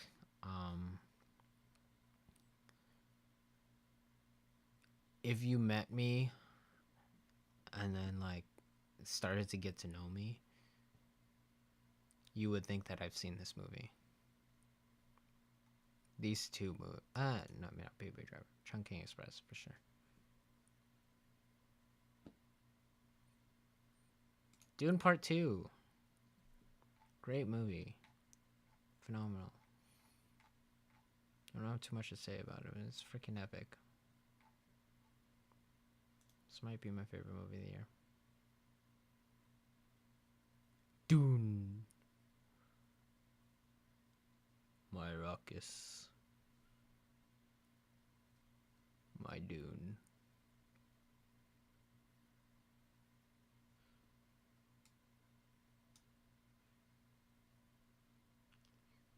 رسالة الغيب. رسالة الغيب. رسالة الغيب. I don't have too much to say about it, but it's very good.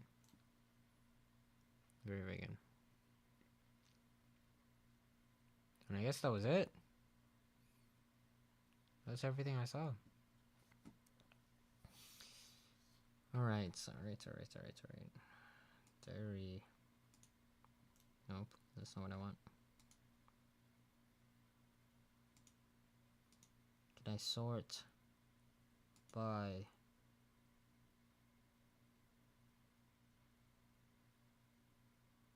my rating, highest first? Honora. Stuntman.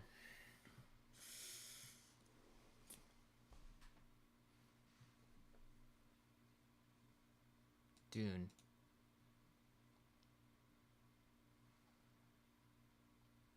Okay, sort by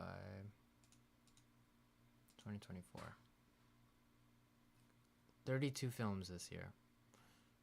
Honora, Stuntman, Dune, A Complete Unknown, Nosferatu. Ooh, wait, did I complete? I didn't even see this. Kingdom of the Planet of the Apes. Banger ass movie. That shit was good. And this is coming from kind of I didn't really care for this movie. I had zero hype going into this because I saw the first 3 movies and it was a great trilogy. Fantastic, amazing. I need to see that franchise. Yeah, you should. If you like sci-fi, if you like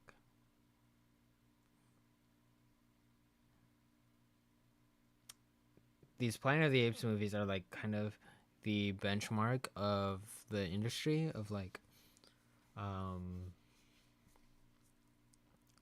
they're kind of like state of the art because like they have the most powerful and most advanced CG in the industry. And then I've only seen the first. I mean, the first one was very good. I watched it in preparation for a sound convention. There was like a post-production sound professionals convention on the Sony lot in Culver City. And I watched it in preparation for that because I knew the sound designers. The programming said that the sound designers would be there and they would be having a talk about it. So I watched it and it was like really cool. Learned about like they use like different animals like horses and shit to like make all the different noises that the apes would make. Yeah, it's really good movie. And like I didn't care. Like I said, I had no hype going into this movie. Like the first 3 movies were like complete rounded trilogy, the end of Caesar's story, and I just did not care. And I'm so weary of like franchise fatigue and continuations and like things getting kind of milked dry to where like the next thing is like basically until you get like a Star Wars. I'm so weary of it.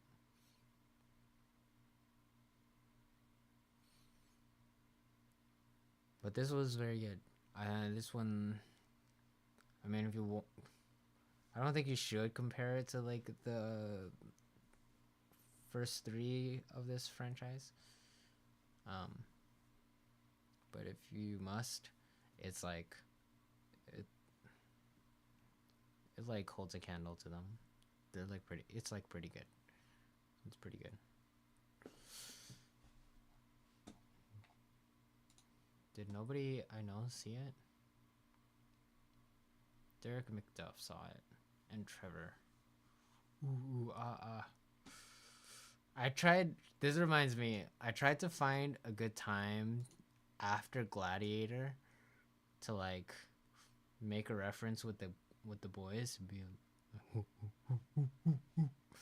I think that was the coolest. I think Gladiator. I think that was the coolest action scene.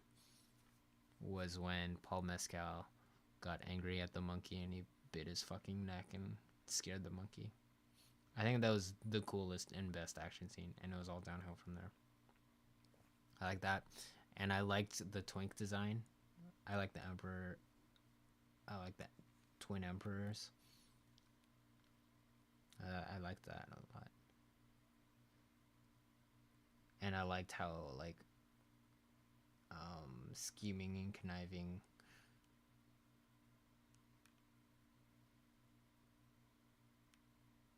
Denzel Washington's character is. It was cool.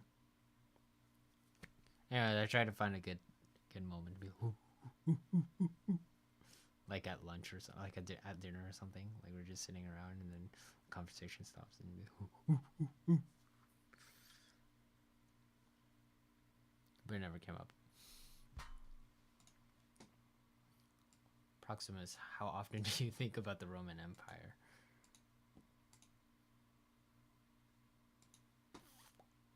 Chris, if you don't know about my friend Derek McDuff,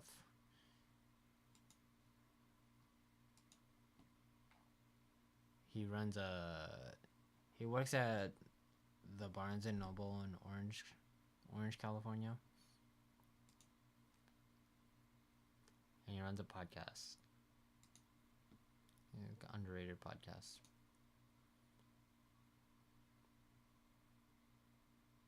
And he'll post a lot on TikTok too, but as clearly he doesn't promote it. Okay, well that's not helpful. Yeah, his TikTok's not on here. But the underrated podcast, exactly what it sounds like. Him and his friends with a guest. So it's mostly him, but it's him consistently, but there's like a regular rotating cast / like sometimes it's like friends that he works with and stuff, and they'll like talk about a movie that went under the radar.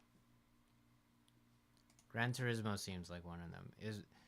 It seems like a movie that I think it was probably very good, but I just didn't make the time to go see. Furiosa is interesting to me.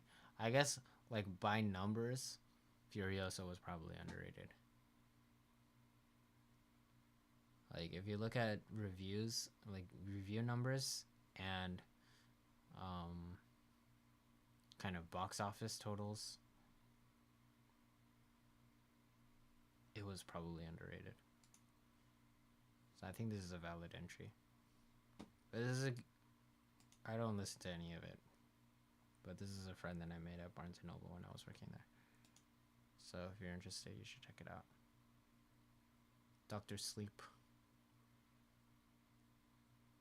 Bad Times at the El Royale.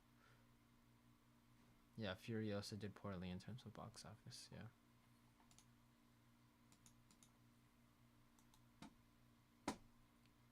Cool guy too. I played some D&D with him too. Like 2 sessions. And then I quit it. And then COVID happened. And then I quit Barnes & Noble. And I never saw him again. and now we just like each other's stuff on social media. Anyways, 2024. Sort by my rating. That's annoying. So can I, if I just do 2020s, okay. Just be careful that there's anything from 23, 21, 22. 23, 22, 21, or 20. Anora. Stuntman. Dune Part 2. A Complete Unknown. Nosferatu. Kingdom. I Saw the TV Glow. Challengers. Queer. Gladiator 2. Deadpool. The Watchers. Overall, pretty good year for movies, I think. Actually, I don't know if it was a good year for movies or if I just watched things that I like.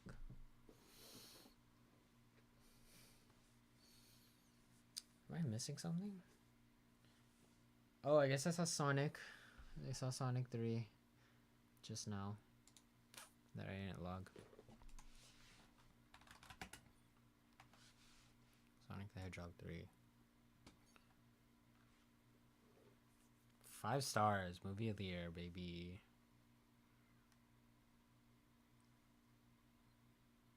Movie of the year. No, it's 2. It was 2.5. 2.5. I really want to see. Long Live the Hedgehog. I really want to see just Sonic 2D movie. Like a mainstream. Or even like, I think I just want, I'm hearing great things, but I guess it's ass. I mean, Jared really liked it because there was a lot of nostalgia and callbacks to like old Sonic games. And he was showing us like references to like, there's like plot points that are in the games. So I think if you're a big Sonic fan, you'll enjoy it a lot. Also, I didn't see Sonic 1 or Sonic 2. So, some of the characters that are set up, like, and I feel like there were also maybe some jokes that went over my head just because I didn't see the first 2. That's interesting.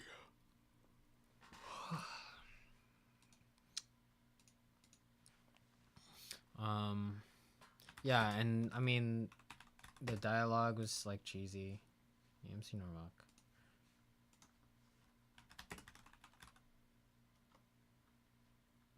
With Aldo, Richard, with Ephraim. I hate that you see sequels without seeing the ones before it. It irks me. Listen. People ask me to go see a thing. I'm not going to say no because I haven't seen the first ones. I will sign up for the experience.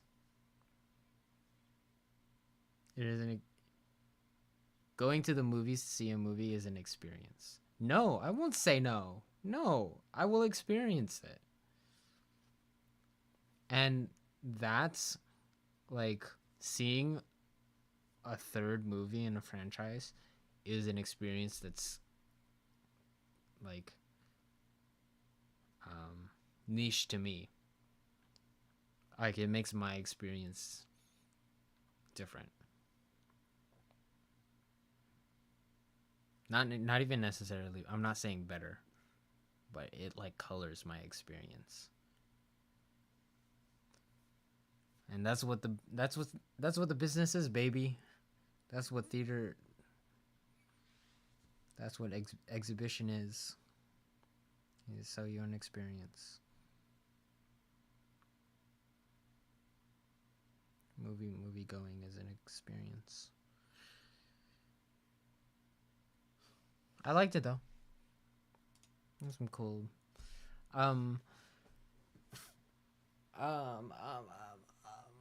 Let's see.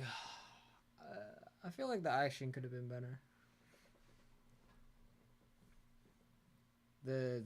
The dialogue was cheesy.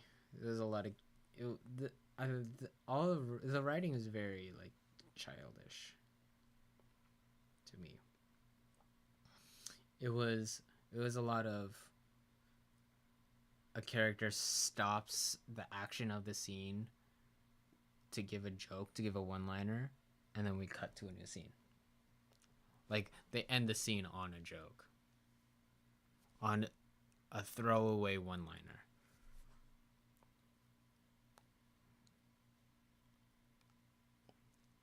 And it doesn't often feel like it has consequences,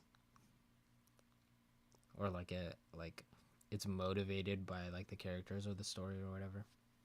Like all the comedy is very inconsequential, and there's a fart joke.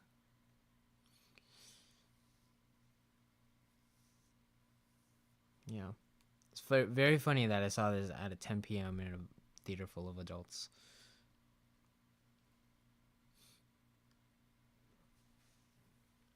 Probably majority neurodivergent, but whatever, you know. That's what you sign up for.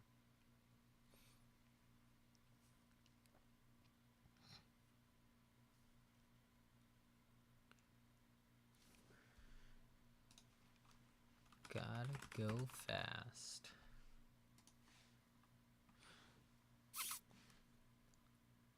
That's why people can't move on.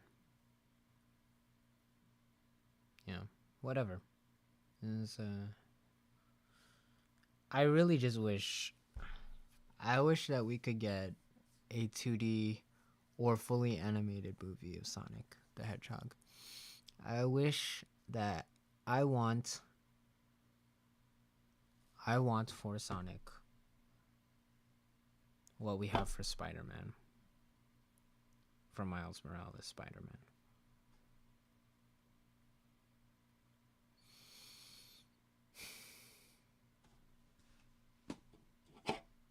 I think characters like, I think a character, not so much something like Mario, but I think a character like Sonic is extremely well equipped. A character like Sonic is extremely well equipped to carry and fill a story that is crafted for all ages. I think easily the weakest parts of this movie. Can I take me to Sonic, please? I think easily the weakest parts of this movie was the stuff in the human, like, not, it's all in the human, it's all in Earth, but it's like all the human stuff. It's easily like the military stuff, like we're breaking into like a top secure military facility guarding a MacGuffin. I would agree, but many adults do not respect 2D. I don't care. Give me what we have for Lord of the Rings right now out in theaters, the 2D animated Lord of the Rings. What is it fucking called? War for Lord of the Rings, the War of the Rohirrim.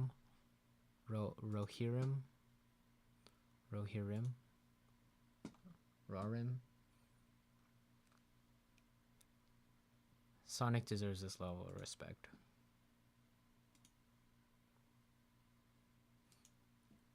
I don't care if this is not even doing well.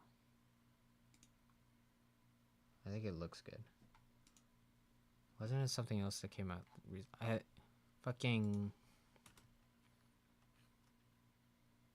Even if you don't want to do 2D animated,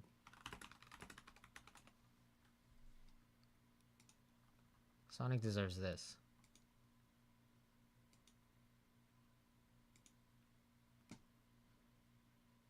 Sonic deserves to be in his own world, because I don't even know Sonic lore like that. I'm not into Sonic. I don't even know what planet he's from. The only Lord of the Rings anime movie was only made to keep the rights, remember.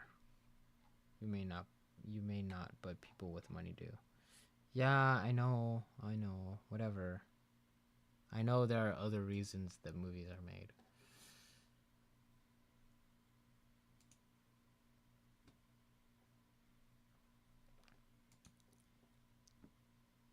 But I think this movie will The Wild Robot will probably get animated movie this year.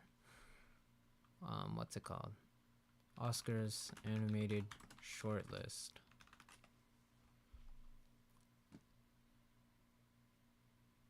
No, that's not what I want. Animated movies 2025. Expected to be contenders: Inside Out 2, Flo, The Wild Robot, Wallace and Gromit, Memoir of a Snail, Despicable Me 4, Kung Fu Panda 4. I want to see Flo. Flo looks good. I think there's no dialogue in it. I think it's just about stray animals who did well at Festival They Can.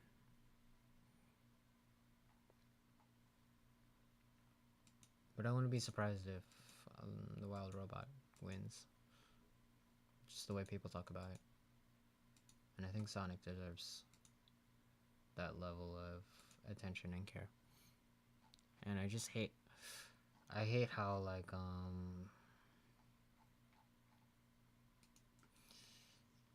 But, like, movies that have, like, these big involvements in, like, the military and stuff... It's because, like, the Pentagon will allocate budget for it. It's like a semi-sponsorship. I want to see it, but I feel I'm not gonna like it. Yeah, because you don't like feel-good movies. You don't like happy endings.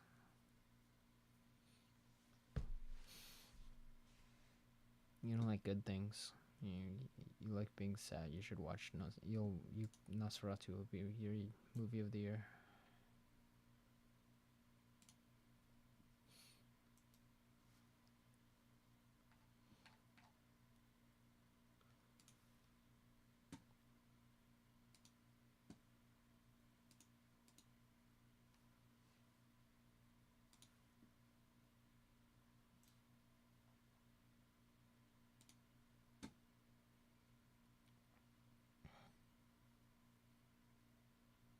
Yeah, that's true.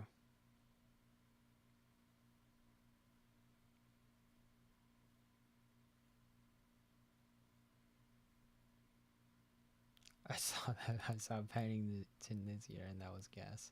Fine. Fine.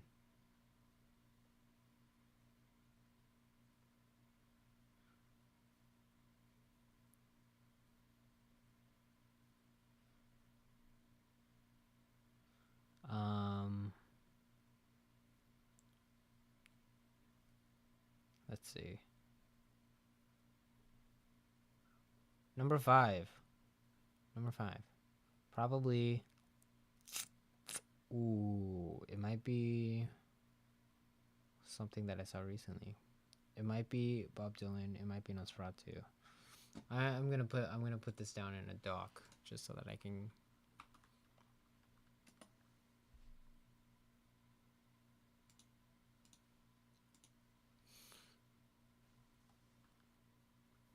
Tier list time.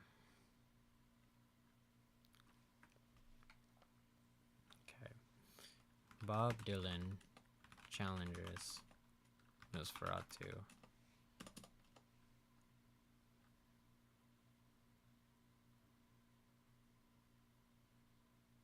Dune.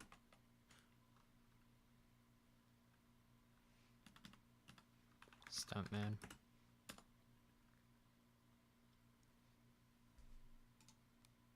Honora.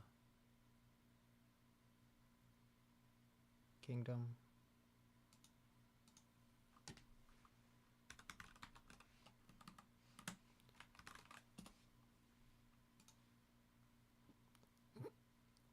Deadpool. I saw the TV glow.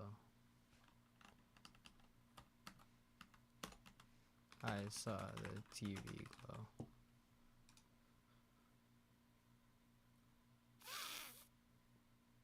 Yeah. The Watchers. In ascending order.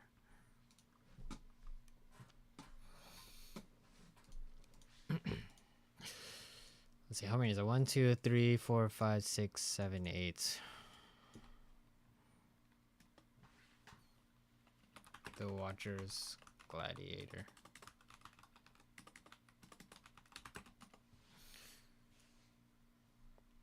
And there you go, that's the top 10.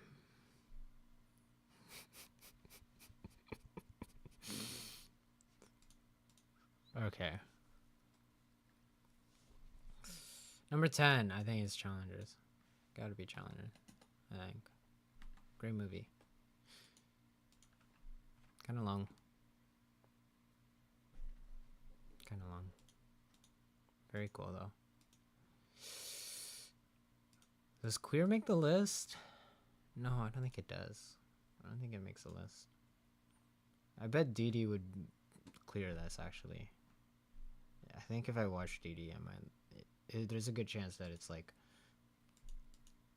I don't know if it beats Dune 2 actually. But it might be in Honora.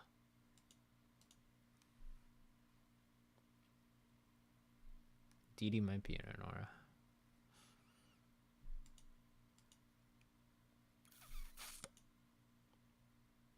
Number 9. No, I'm going Stuntman. I think I'm going Stuntman number 10. You know, Stuntman number 10. No, I think no, I think it's a lot more personal and more heartfelt to me. Stuntman. I'm going Stuntman number 9. Stuntman number 9. It's a very good movie. Not a lot of people will have seen it this year. It's not making a lot of top 10s. I want to make my webcam a little bit bigger. That way if I decide to edit this tomorrow, I have a little bit more resolution on my face. Okay. Number 8. I guess if I'm starting from 10, I have to put some... Okay, I'll slide some other things in. What else did I see this year? Maybe I should check my AMC, make sure I'm not missing anything.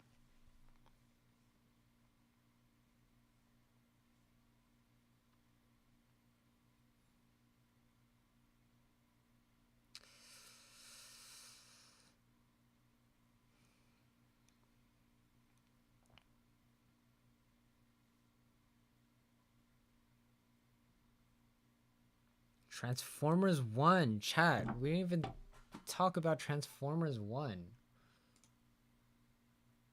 You gotta be joking me.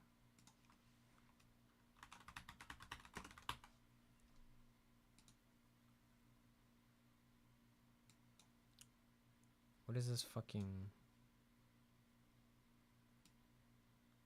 There's something on my screen and the letterbox is bugged.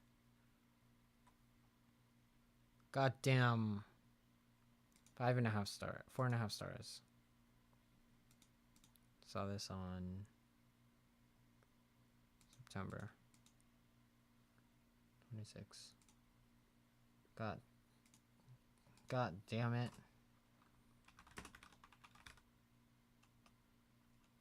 I don't remember who I saw it with. I was gonna bring it up during the animation segment, but I didn't. Sonic deserves this treatment. Sonic the Hedgehog. Maybe it's just because we had to go through all the Michael Bay's Transformers movies to get a Transformers 1. You know what I mean? And that had all the military shit, all the Sam Witwicky or whatever his name was, punk ass Shia LaBeouf.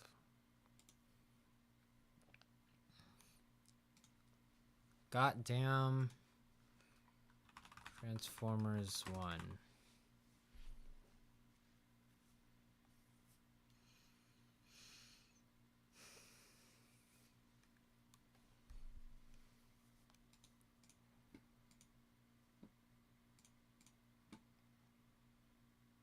God damn it. Nosferatu number 8.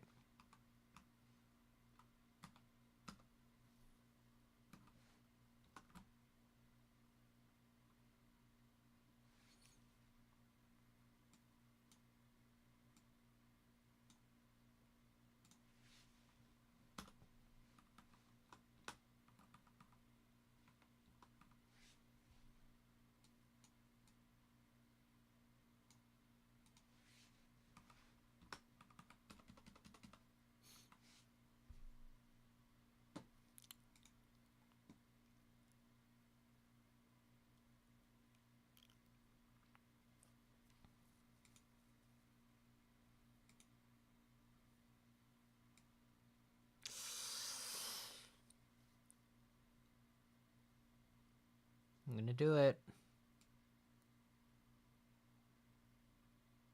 I'm gonna do it.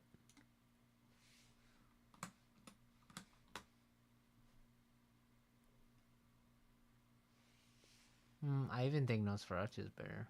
I think like Nosferatu better.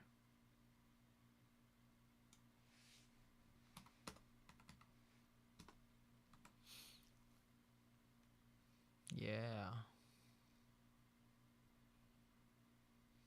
Oh, no, I think I saw the TV Glow as 10th.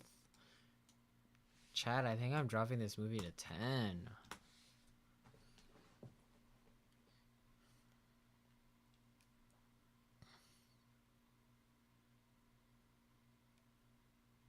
I think it's 10.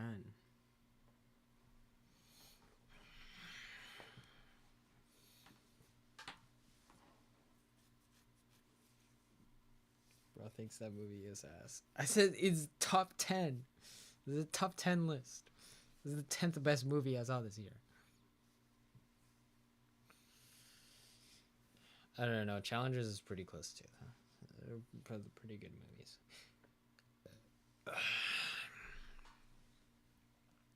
My only worry is I think I saw the TV Glow. Some aspects of it will go over people's head.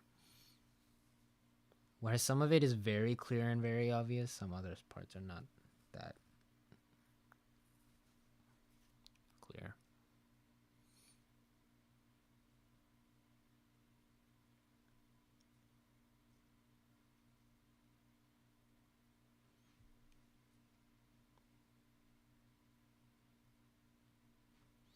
I was thinking about Swiss Army Man today.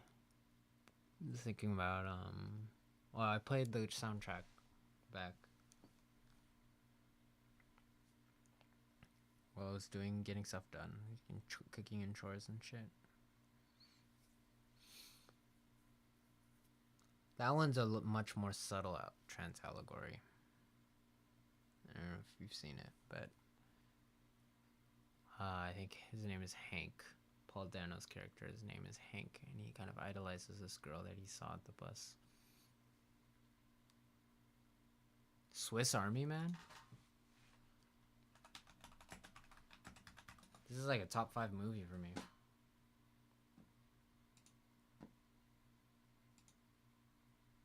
This is directed by the team, by Daniels, by the team who, the pair of directors.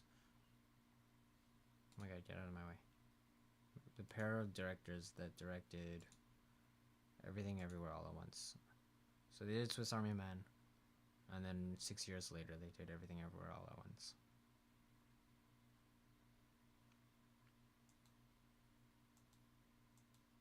I think Swiss Army Man is better.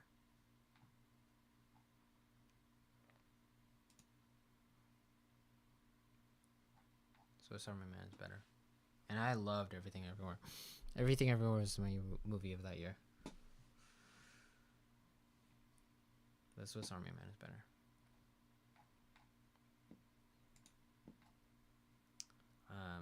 You can see a lot of their isms, kind of, in this movie, and they kind of mature and get fully fleshed out in Everything Everywhere All at Once. But I just like the story better because it's goddamn trans allegory. Spoilers.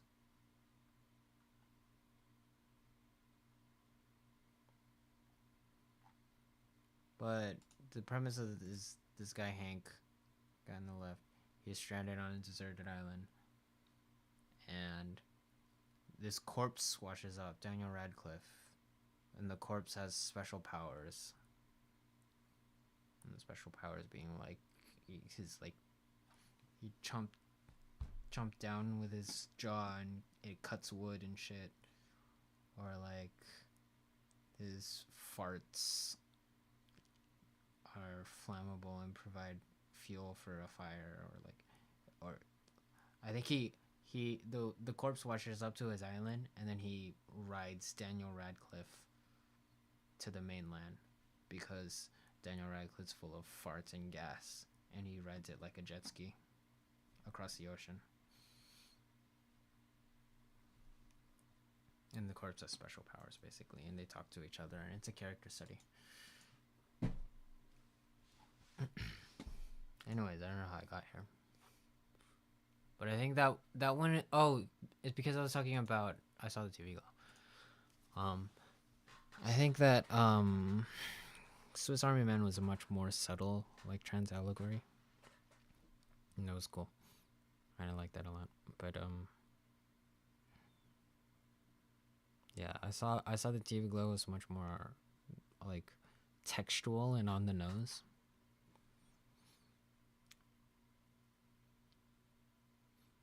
I kind of just wish it didn't come in a package that was so,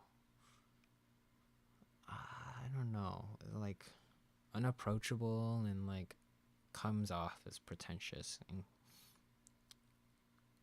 packaged in a way that's like inaccessible, I guess, I think is what I'm looking for.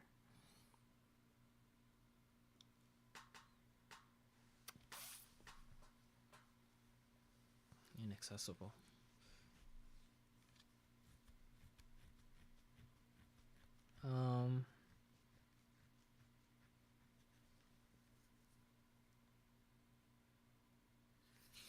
There was a short film that a colleague of mine made. It's called Disjoint.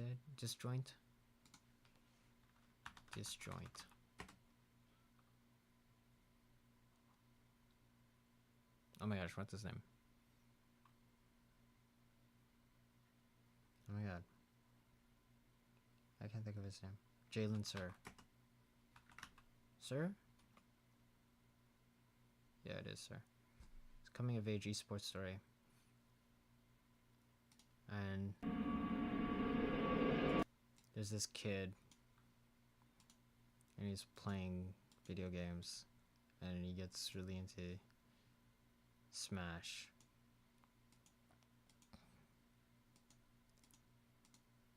And there's a moment where someone he's playing against, he's like, The tournament this Friday! All the gamers in the local community come together and we play Smash for like 3 hours.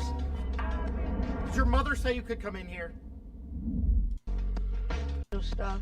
It's over there near those two. Does that make you happy? I feel like I'm playing a different character than I'm not. It was great. Okay, I'm ready to go with friends. Does that make you happy? I feel like I'm playing a different character than I'm not. You play him because he makes sense to you, right? Yeah. Then do what makes sense to you. Damn. That's some deep shit. Where's Tyler? Oh, I thought he... You know how you guys tell me I'm playing Fox, like I'm playing Marv? Wait, I'm looking for the line. Can I help you? Yeah, do you have any Nintendo stuff? It's over there near those two idiots. Like, you're just playing too far back. You're playing Fox like you played Marv. Who's Marv? You're totally gonna win the tournament this Friday. All of the gamers... So this kid meets opponent gamer, a colleague, peer, whatever. And he says, you're playing Fox like you would play Marth. You play Fox like far back, you're zoning. Playing super safe. You're playing it like you're playing Marth. And he's like, who's Marth? Whatever. And then later they go, you know. You happy? You like play I'm playing him. a different character than I'm not. You play him because he makes sense to you, right? Yeah. Then do what makes sense to you. Damn. You play him because he makes sense to you. I asked a friend of mine. I actually asked Jess. I was like, "Is this short film about being trans?" Because those two lines made it into the trailer. You play Fox like you're playing Marth, and the kid goes, "I feel like I'm playing someone that I'm not." And his advice goes, and the advice comes, do what makes sense to you. And I'm like, is this a trans allegory? And all this to say, I think there's like good ways to handle trans stories and trans allegories that are accessible for general audiences and understand, like readable for general audiences, like something as silly as Swiss Army Man, or as mundane. My camera has died.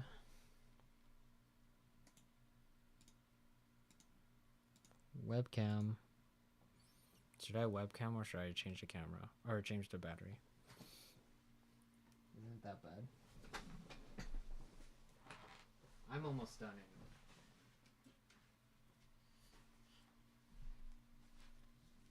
I'm almost done anyways. It's goddamn 4:30.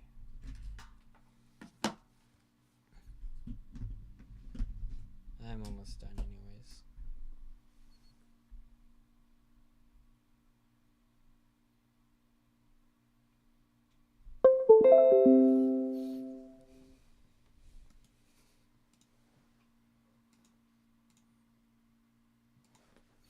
Focus, focus, focus.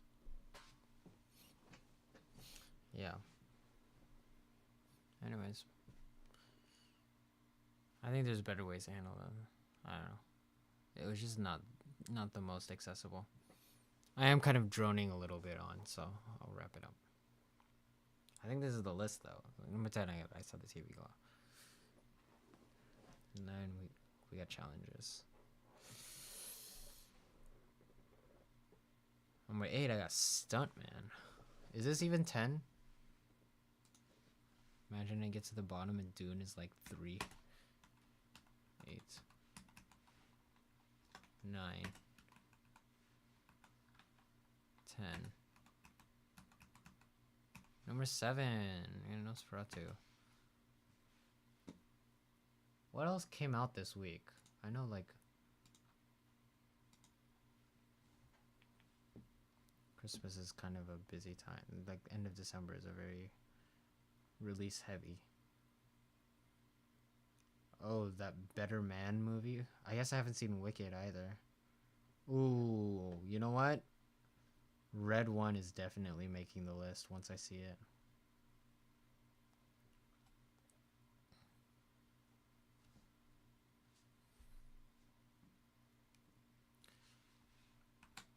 Whatever.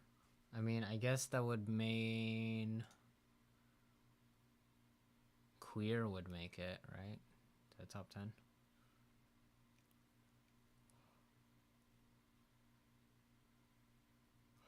Yeah. I don't know. I mean, I guess given the options, if I had to pick a 10, I might even pick Deadpool and Wolverine. Red 1 sweet, baby. That's what I'm saying.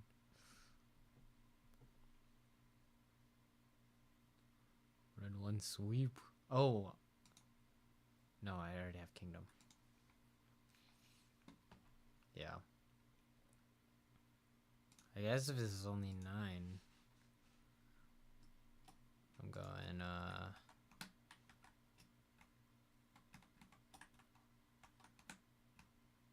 Queer.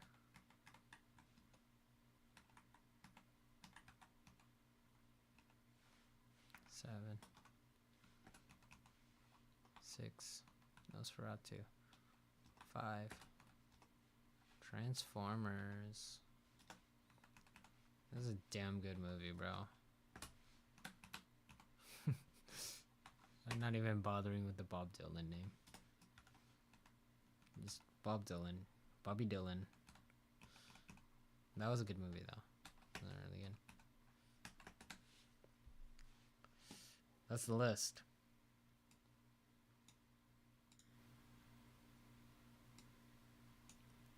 That's the list.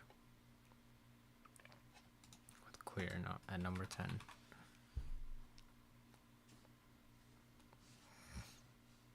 I guess I didn't see a lot this year. Maybe I didn't see that much. I guess I saw a lot of...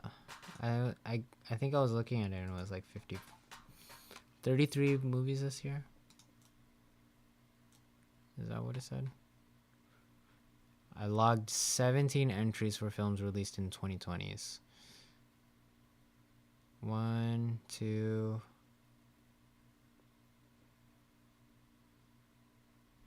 Okay, so I saw 15 movies this year? 17 entries from in the 2020. Wait, that doesn't sound right. There's no way I didn't see any movies last year. Oh. I understand. I understand. I can share my list when I make it. Chris, tomorrow's New Year's Eve. I saw 17 entries for films released in the 2020s during 2024. Chris, you can't make a top 10 list for 2024 and it come out in February.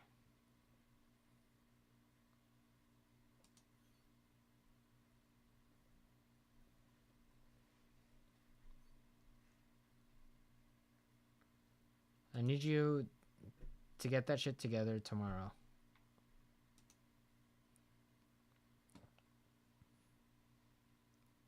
I think this is feasible for you.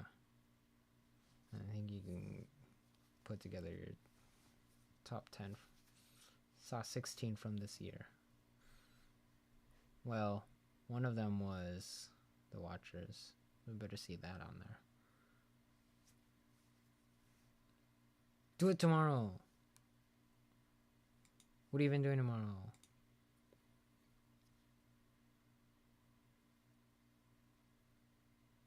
This should make me bawl my eyes out, Rue. 33 from 2020s. Fucking do it tomorrow.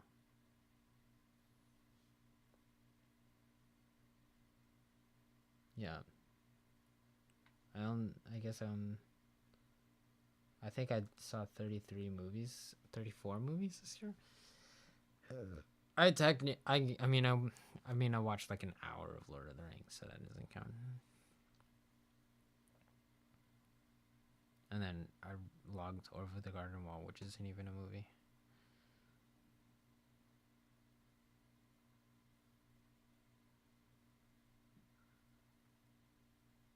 Just freaking open your letterbox.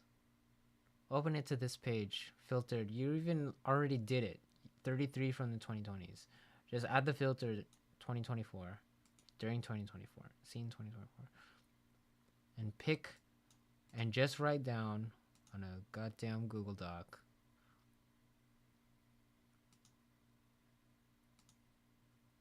Do a short list of all the movies you saw.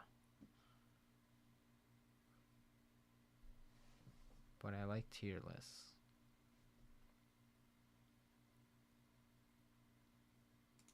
Yeah. Run a little OBS and talk it through.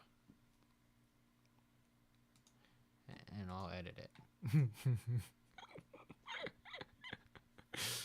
I would edit it actually if you record it, but yeah. Only from this year or just seen this year. Released this year is how these work. I don't think you should include things that came out other years. Like I could take this off. And goddamn, I saw Chungking Express this year.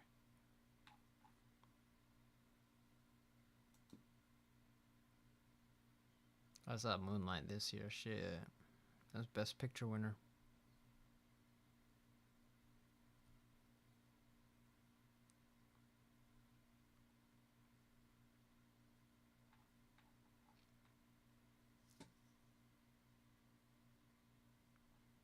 It's fine. You can do a top 5. Do a top 5. It's still entertaining.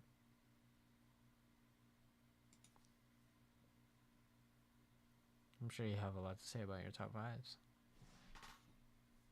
I say, having nothing to say about my number 1 movie of the year.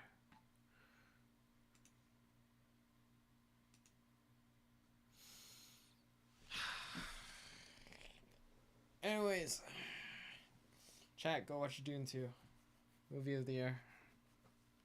I know Chris has already seen it, and he is chat. I'm saying chat vaguely. Chat. Go watch Dune Part 2. Movie of the year. And this is my list.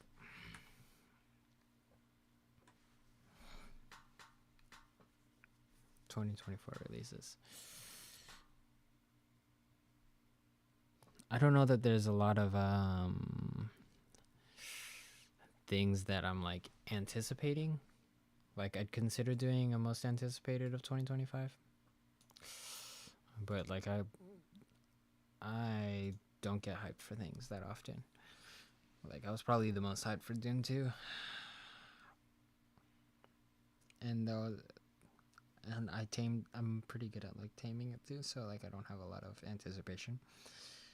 I don't even know what's coming out in 2025. I don't pay attention that closely. I kind of just like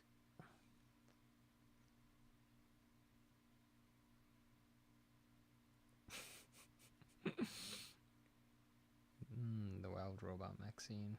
Wicked. Civil War is an interesting one. I feel like I saw mixed things about it. That did format poorly. But it's okay.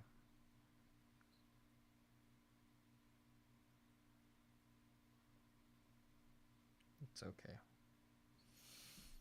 I feel like I heard mixed things, but maybe not. Maybe it was just in my head. Maybe it was just impression.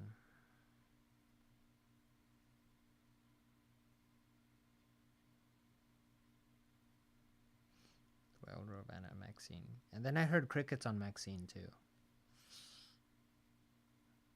I heard a lot of other good horror. I heard a lot more word of mouth about other horror movies than Maxine. But I don't think my impression was not that it was bad. It's just many of these would be much closer to the bottom if it was just stuff I saw.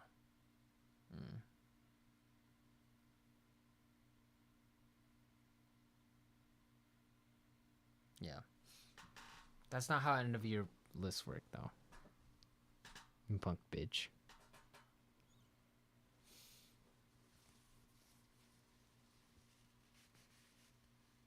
Like Chungking.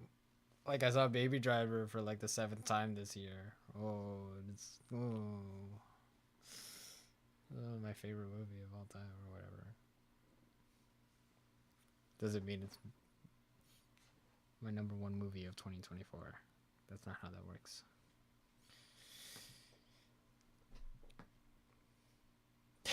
Sorry, like 7 times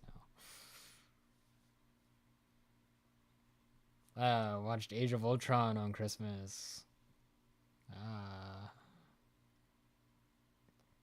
Doesn't matter. Anyways, I probably wouldn't have an anticipated list, so. And then I wouldn't be able to fill out a top worst list. So, like, I'd have a top 2, and it would be The Watchers and then Gladiator 2.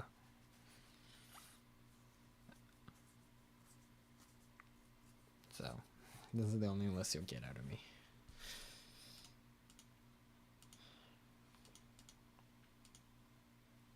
Alright, I think that's my time though. I'm gonna get going.